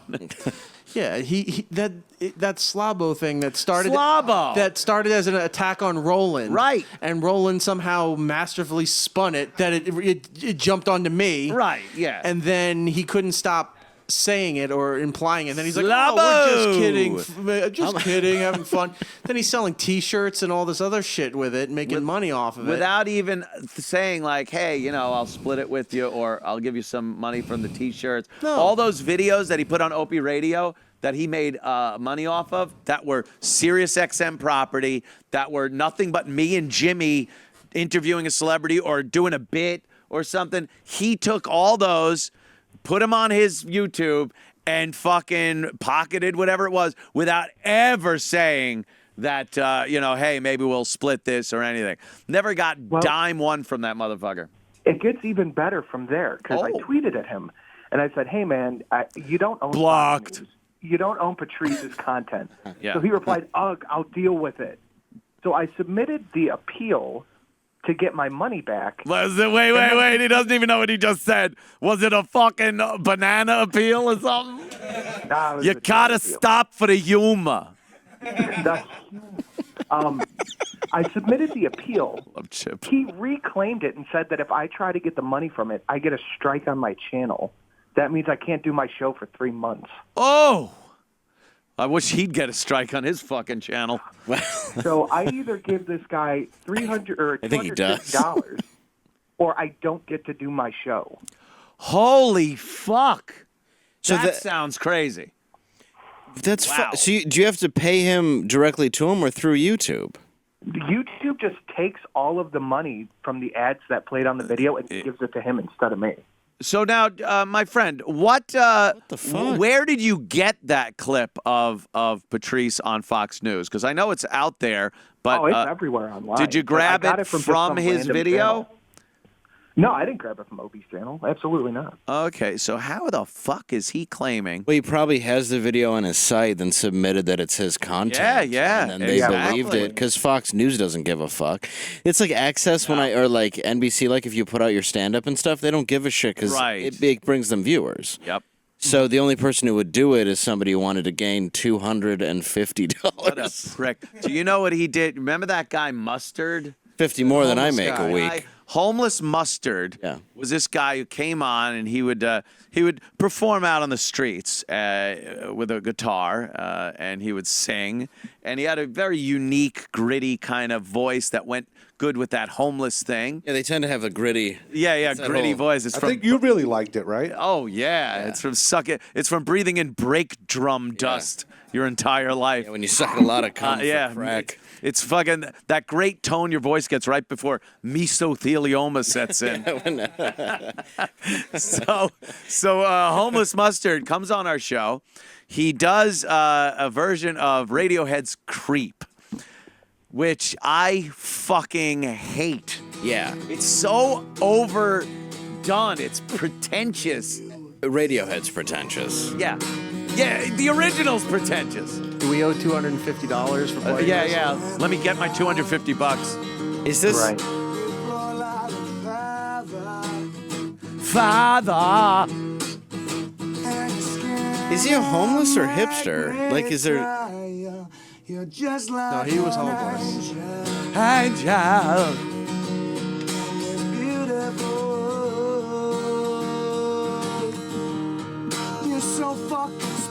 Special. Watch rats come out of his beard to sing backup. It's fascinating. Ratatouille. Ratatouille. Making a sauce. But I'm a creep. You are. I agree, sir. Yeah. I'm a widow. What the hell? I have hepatitis. When I don't belong here. Oh, he's got a hospital wristband on. Yeah. Well, it's probably matches the toe tag he has now. Control. I wanna buy that body.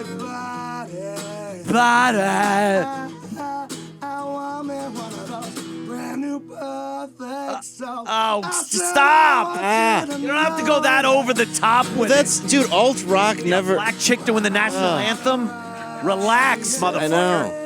Dude, alt rock didn't need a ballad. It was already whiny enough. Right. You know? This song is the way it is. And it's the equivalent when they sing with the hand. Yeah, although who knows? You wouldn't see it live, motherfucker. Yeah. Play the hit. Well, they're not gonna. No. Stupid Radiohead. Too artistic. Look at this Shade 45 studio. Can we see any bullets hitting the glass? It's like a little section of Detroit right there. That's right. Yeah, little Shade 43 right next. You can see the SHA. Yeah. I walked by to do Legion, and there was a lot of undesirables standing out there. It's crazy in that studio. Oh, let's hear the big finish.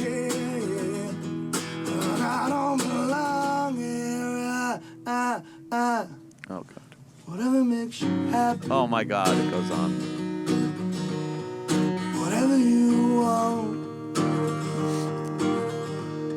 You're so fucking special. Oh, God. Who's looking in the back there? Travis. I think that was Travis. Like, is he done yet? I'm a crap. I'm a homeless. So that guy does that. It gets a really good response from the audience. Yeah, because it's a huge Radiohead song. Yeah, it's a big Radiohead song, and he's a homeless guy, so there's that backstory kind of a thing. Right. So Opie... It's 30 million views, by the way. It's got 30 million views. Opie takes it, puts it on his fucking YouTube channel, SiriusXM's property, by the way, and then just pockets the cash. I don't know if he went to Homeless Mustard and gave him any fucking money. I'm going to guess no. Based on his past experience with homeless people, like with cakes, perhaps not. I honestly don't know if he did. I don't know we either. had him back a few more times to do songs that it didn't work out like that one. But do you think he got a cut of it for 30 million views on fucking YouTube? You think Opie fessed up with that, knowing Opie? I don't know. The way we do? He's one of the cheapest motherfuckers I've ever known. It's really seriously wrong, though, if he's homeless. Like, is he still around, Homeless Mustard? I don't know, honestly. I don't know where he is or where. Is he with Homeless Ketchup? Fuck, wait a minute. Wait. Did you hear that? Wait. What is he with Homeless Ketchup? What about... Cut his part out. Good one, Chip. I love when... I think he should relish in the profits, right? I'm on fire. Condiments, go. 10 minutes. Mayonnaise. Condiment humor. That mayonnaise shouldn't have done that. Yeah, fucking... Wait. Let's salsa dance. I love doing it because it just reminds me of Jimmy. I know. The character makes me laugh every time. I love it so much that I had to. You brought him up earlier, and I just kept thinking of the worst jokes. I love when he picks, like, he'll do something like that, like condiments, 10 minutes, go. Like, and a comic is like, what? Well, that was the first time I did the show. I'm sitting next to this gorgeous porn star. Yeah. And then you get it completely. That one dude who kept dying, I think his heart was stopping. And then he's just like, out of nowhere, he's like, Scooby-Doo, 10 minutes ago. I'm like, what? Go. I sent Dave all the pictures from my copyright claim. So if you want to take a look at them, they're there. Okay, cool. I figured you would like this story, though. Thanks, guys. I appreciate the time. Yeah, Thank cool, you, man. Matt. Thanks. Yeah, I like I said, I don't know. Based on how I know Opie and what I've seen over the years, I wouldn't doubt it. That's for sure. I think, honestly, he had some sort of agreement that he was allowed to use his cameras to tape stuff like that and put it up on his channel. Because I remember for a while they were trying to take all of our stuff off his channel and put it on the SiriusXM comedy channel. Yeah. Wasn't it kind of the Pell Talk sort of idea? Wouldn't you think that if he was going to do that there should be some kind of revenue sharing between myself, Jimmy, and Opie at the very least? Perhaps even, it could have gone toward a yearly Christmas party thing or something other than just paying for Opie's fucking Hampton house. Or maybe a sandwich for a man who sleeps on the sidewalk. Maybe that. Holy fuck. Something like that. Well, that's a whole other discussion. What a schemey. But that's a I shit think thing he worked to do. it out where he was allowed to have video up on his channel. And He must have, yeah. Well, I mean, he would have been sued if he didn't, Just I a think. fucking douche, man. I don't What know an him, asshole. but you Just should a give him. miserable, fucking selfish asshole. You should give him $20. That's a lot to those people. If that guy has to fucking fess up any money to him in order to not get a strike on YouTube, I mean, what the fuck? That's just awful. That's fucked up. That is so fucking stupid. I understand copyright shit. We get people all the time that try to rip this shit and play it for free and plays it, and you could go fuck your mothers as far as that's concerned. That we will pursue. When they pull it when they pull whole episodes and they say, "Oh, it's fair use," it's like, no, fair use is commentary or a news clip or something. Not taking the entire appearance of a guest. Yeah, the whole show or something like that. So that.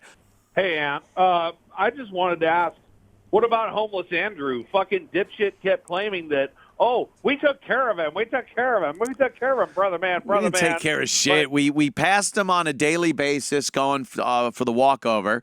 And whoever was along on the walkover would hand him money. And a lot of the times we'd give him a 10 or something like that. Opie, literally $1 or $2. One thing that I will tell you that was a constant with Opie, he never had cash on him. Ever. The guy would constantly have $2 in his pocket. The guy literally millions of dollars contracts.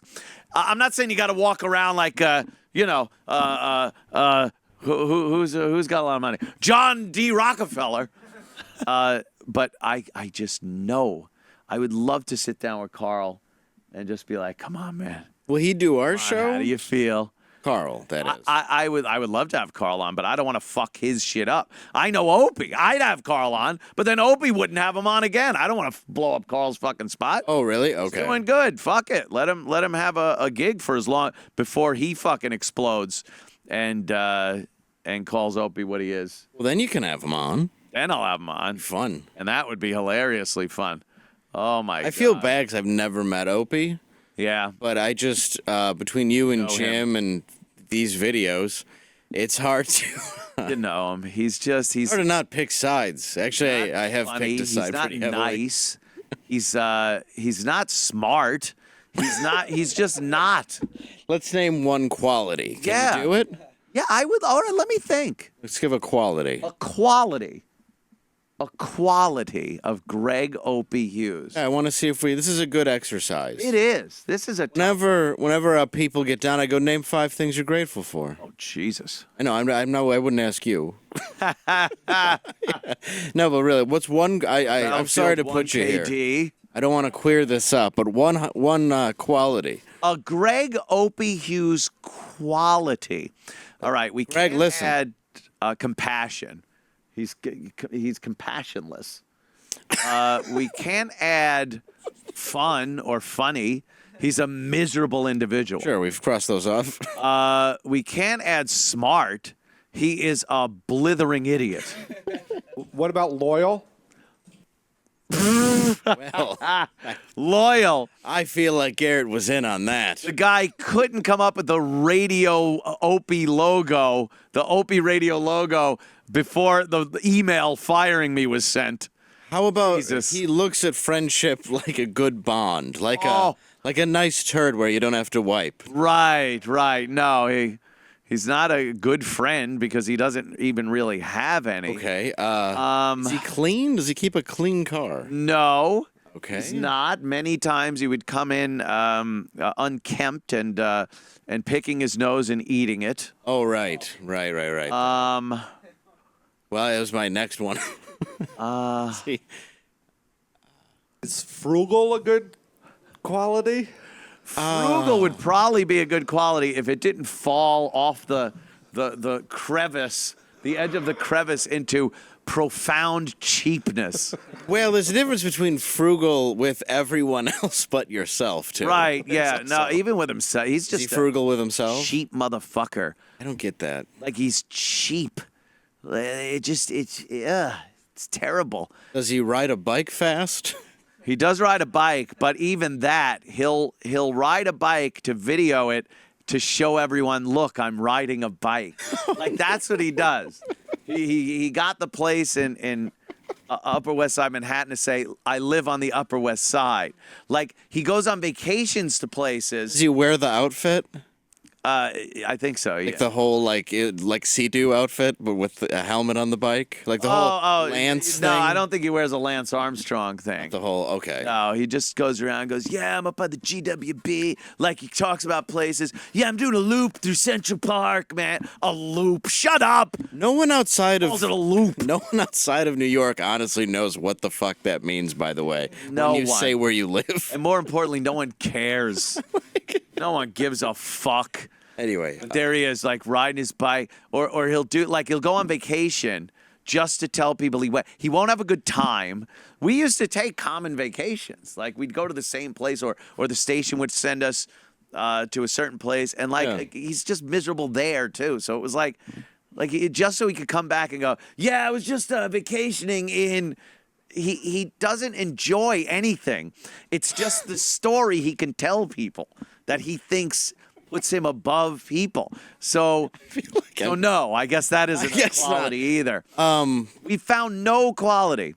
Is he better? Is he a good family man? That I don't know. I guess I'd assume he's still right? married, Yeah. unlike myself. So he could that could be the quality. So that might be a quality, but I don't Family know man. of that. Yeah. So what could I possibly? That's true, and you don't want to drag that into it. But Not I think he as might be. He's got his hateable as Mohammed Atta.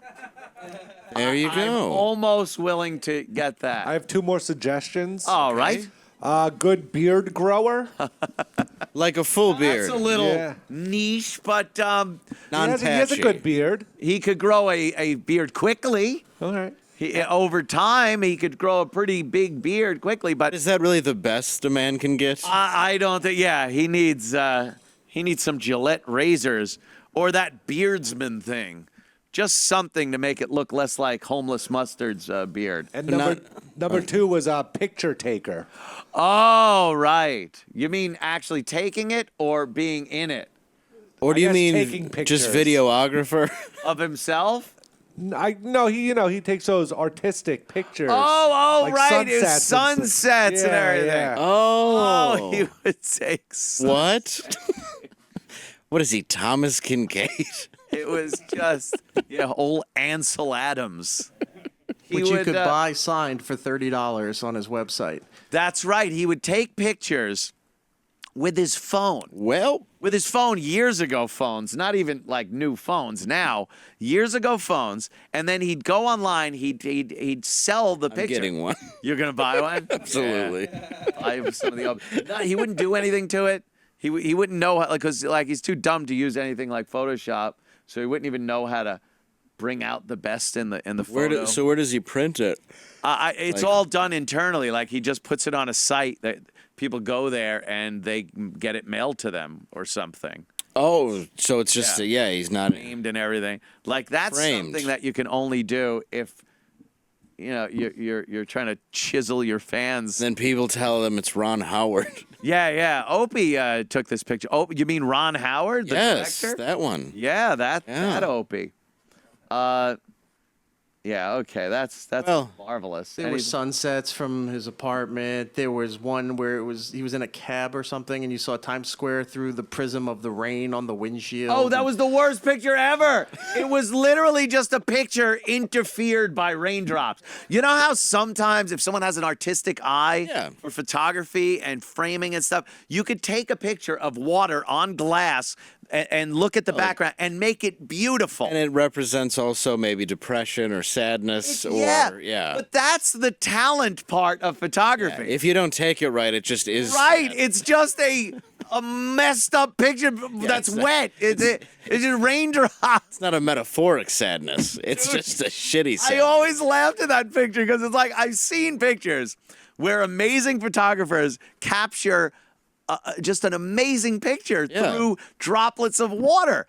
It's art. You can't just do it. You can't just do shit like that without knowing or having some talent. And this motherfucker thought he could just snap pictures with his phone and think they're just golden. Do you have that picture? I'm looking. He took them all down from his website to buy. So it's hard Because we rag him so much about shit. He is the most knee-jerk reactive guy ever. Is he a tall guy? He's 6 foot, I guess. Yeah, to me, that's a giant. Yeah. So he could reach something up on a high shelf? On a high shelf, if a midget needed something. Yeah, like if I needed something. Yeah. And let's say the grabber I have at home can't get it. All right. Well, the grabber's smarter. Well, and funnier. And usually the grabber's fine. Grabber's a hoot. I've learned to live with my disability. I live in this body because I'm brave. Well, we're obsessing with we should. Well, at least we came up with nothing. You know what the great thing is? We came up with no. Yeah. If you look up Opie signed anything, it's all the guy from Sons of Anarchy. It's not even your show anymore. Oh, the Opster. Who's the guy on Sons of Anarchy? I guess there's an Opie. There's on an Sons Opie. on Sons Oh, of I Anarchy. couldn't get past the first season, really. Ryan Hurst is the actor's name. He plays Opie on Sons of Anarchy. He All should've of made Ryan a- Hurst stuff I shows think up. there's an Amber autographed. Alert. Opie should have made a big thing over, like, it's time to stop the Opie thing. Like, at some point when we got to Sirius or after a little while at Sirius so people could know the name and know it was Opie and Anthony, that at some point do a kind of, all right, I'm 40 or something. We could do a wrestling angle, like a big baptism or something. Yeah. Dip him in a river. And it's like Opie's gone. And because he would always be like, ugh, now I'm stuck with this Opie thing. He loved it. He just loved it. Opie, I'm Opie. I'm the Opster. Ugh, the dopester. And there's an Amber Alert in the Bronx, though. I just want to say, if you're near the Bronx, there's an Amber. It says check local listings. Yeah. Are you adding a fucking step? It's like you want people to find the kid, or you this want is the info. Yeah, that's a shit. I got that one too. I was on the train. It's like, man, I just immediately, I didn't even read it. I immediately just swiped away because I was watching some video. I feel bad, yeah. Because with Amber Alerts, I could be next to the guy and I don't look up. I don't know. Who gives a shit? It's never some fucking kidnapping. No, it's always the fucking. Always the father, yeah, the dirtbag dad, father. yeah. You know, took the kid for the weekend and didn't return it. And the wife, of course, wants full custody, so she calls the cops and makes a big scene out of it. Yeah, it's never really the real deal kidnapping. Yeah. It's never sexy. No, it's not. Gotta. But she's got to be thinking, too, like, I'm an idiot. And I just wrote something down that idiots would like. And I'm making billions of dollars from idiots. Yeah. Yeah, I've never been a fan of that franchise. I know Opie was a big fan of the Harry Potter? It makes sense. It's simplistic. For real, was he? Simple. Yeah, he's a simpleton. Of a sorcerer boy? Yeah, a young sorcerer boy. You know, he. I was pointed out this weekend that Opie had sent a video of ours, us scaring an intern. I remember this. We videotaped it, put it up on the site. Everyone laughed. Opie sold it to a Japanese TV company. Seriously? Yeah. What was it? The Super Terrific Happy Hour? Where's my royalty check? Seinfeld. Well, you should probably get part of that for real. Not only did we not get anything, we were never asked to sign a release to allow our fucking images to be sold in Japan. What an asshole. What? Sold it and made money off of it and everything. I'm disgusted with that fucking asshole. Fuck him. I even said nice things about him in my book, Permanently Suspended, on sale right here at compoundmedia.com. I noticed, yeah. You did. I even asked It you was about very it. fair. I said nice things, but truth of the matter is, the guy was just a fucking scumbag. God, what a dick. There's a new chapter coming out. Yeah, here it is. This is it.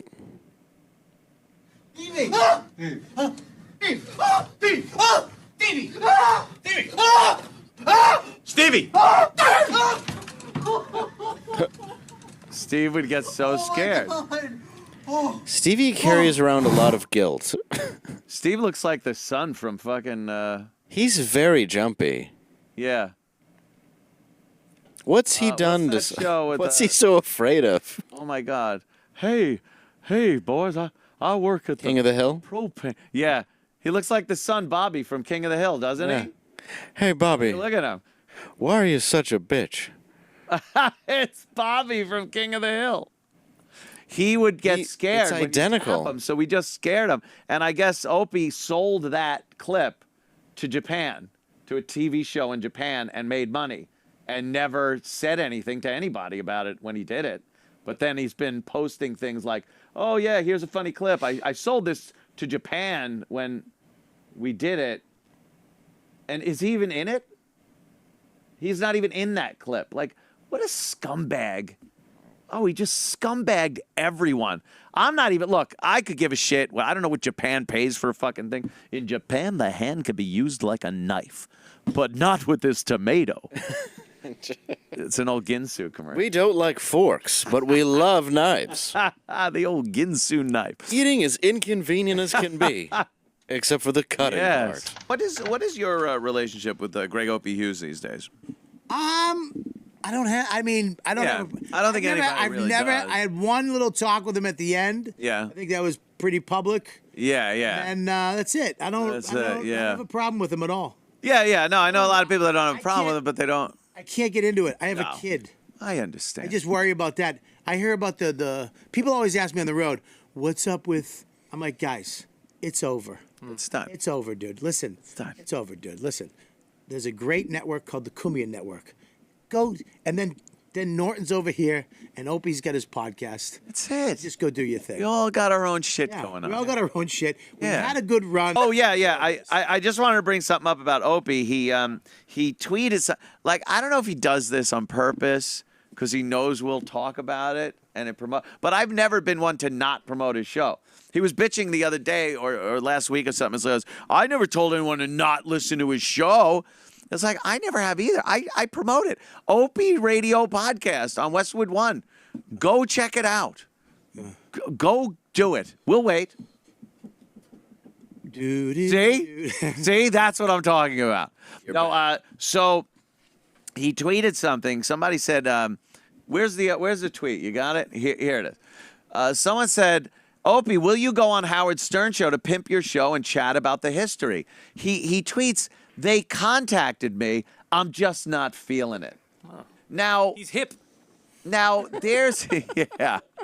First of all, I know the entire history of him, us, and Howard Stern, and XM and SiriusXM and all that. I know the entire history. BCN, WAAF, NEW, K-Rock. I know all of it.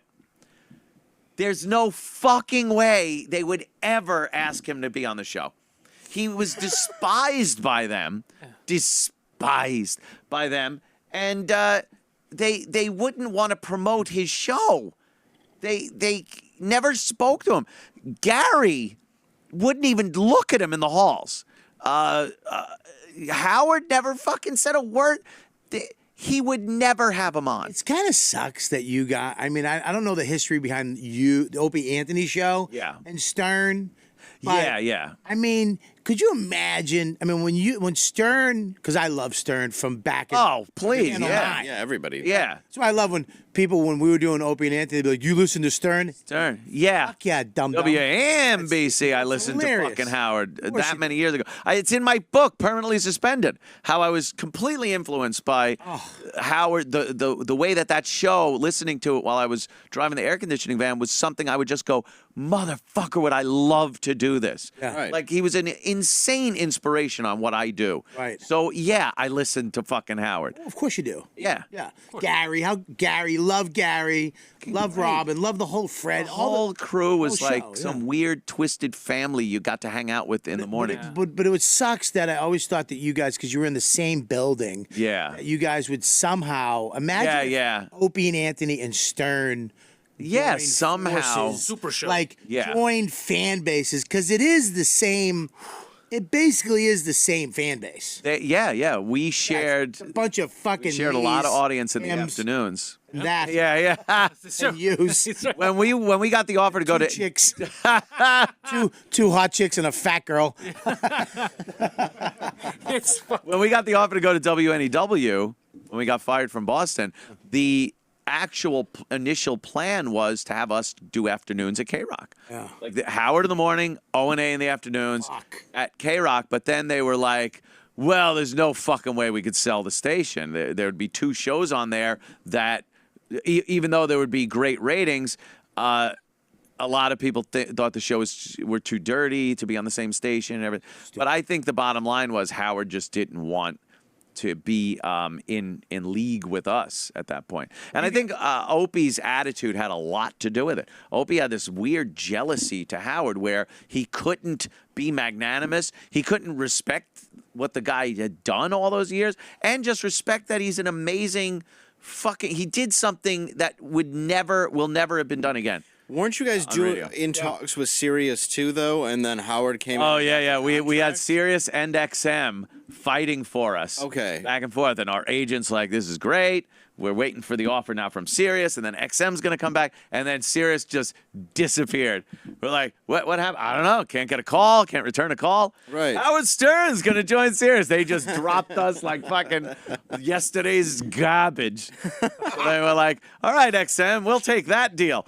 Oh wait, maybe we should revisit this. Yes. Yeah, it was great. I tell you what, though, when you guys were at XM, when you were doing both. Oh, the walkover. The fucking walkover. Hilarious. This is what I loved about it, because regular radio, we had to find a way to say all the fucked up shit that we talked about. Yep. But you couldn't do it. Yeah. So there was some. It was so much more creative to be on that show. Yeah. But then to walk over and to release the pressure. It was a pressure and valve. then just do some weird shit with a wiffle ball bat.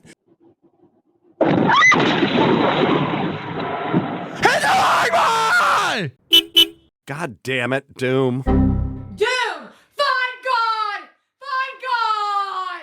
God damn it, Doom. You quit that. It's not happening for the last freaking time.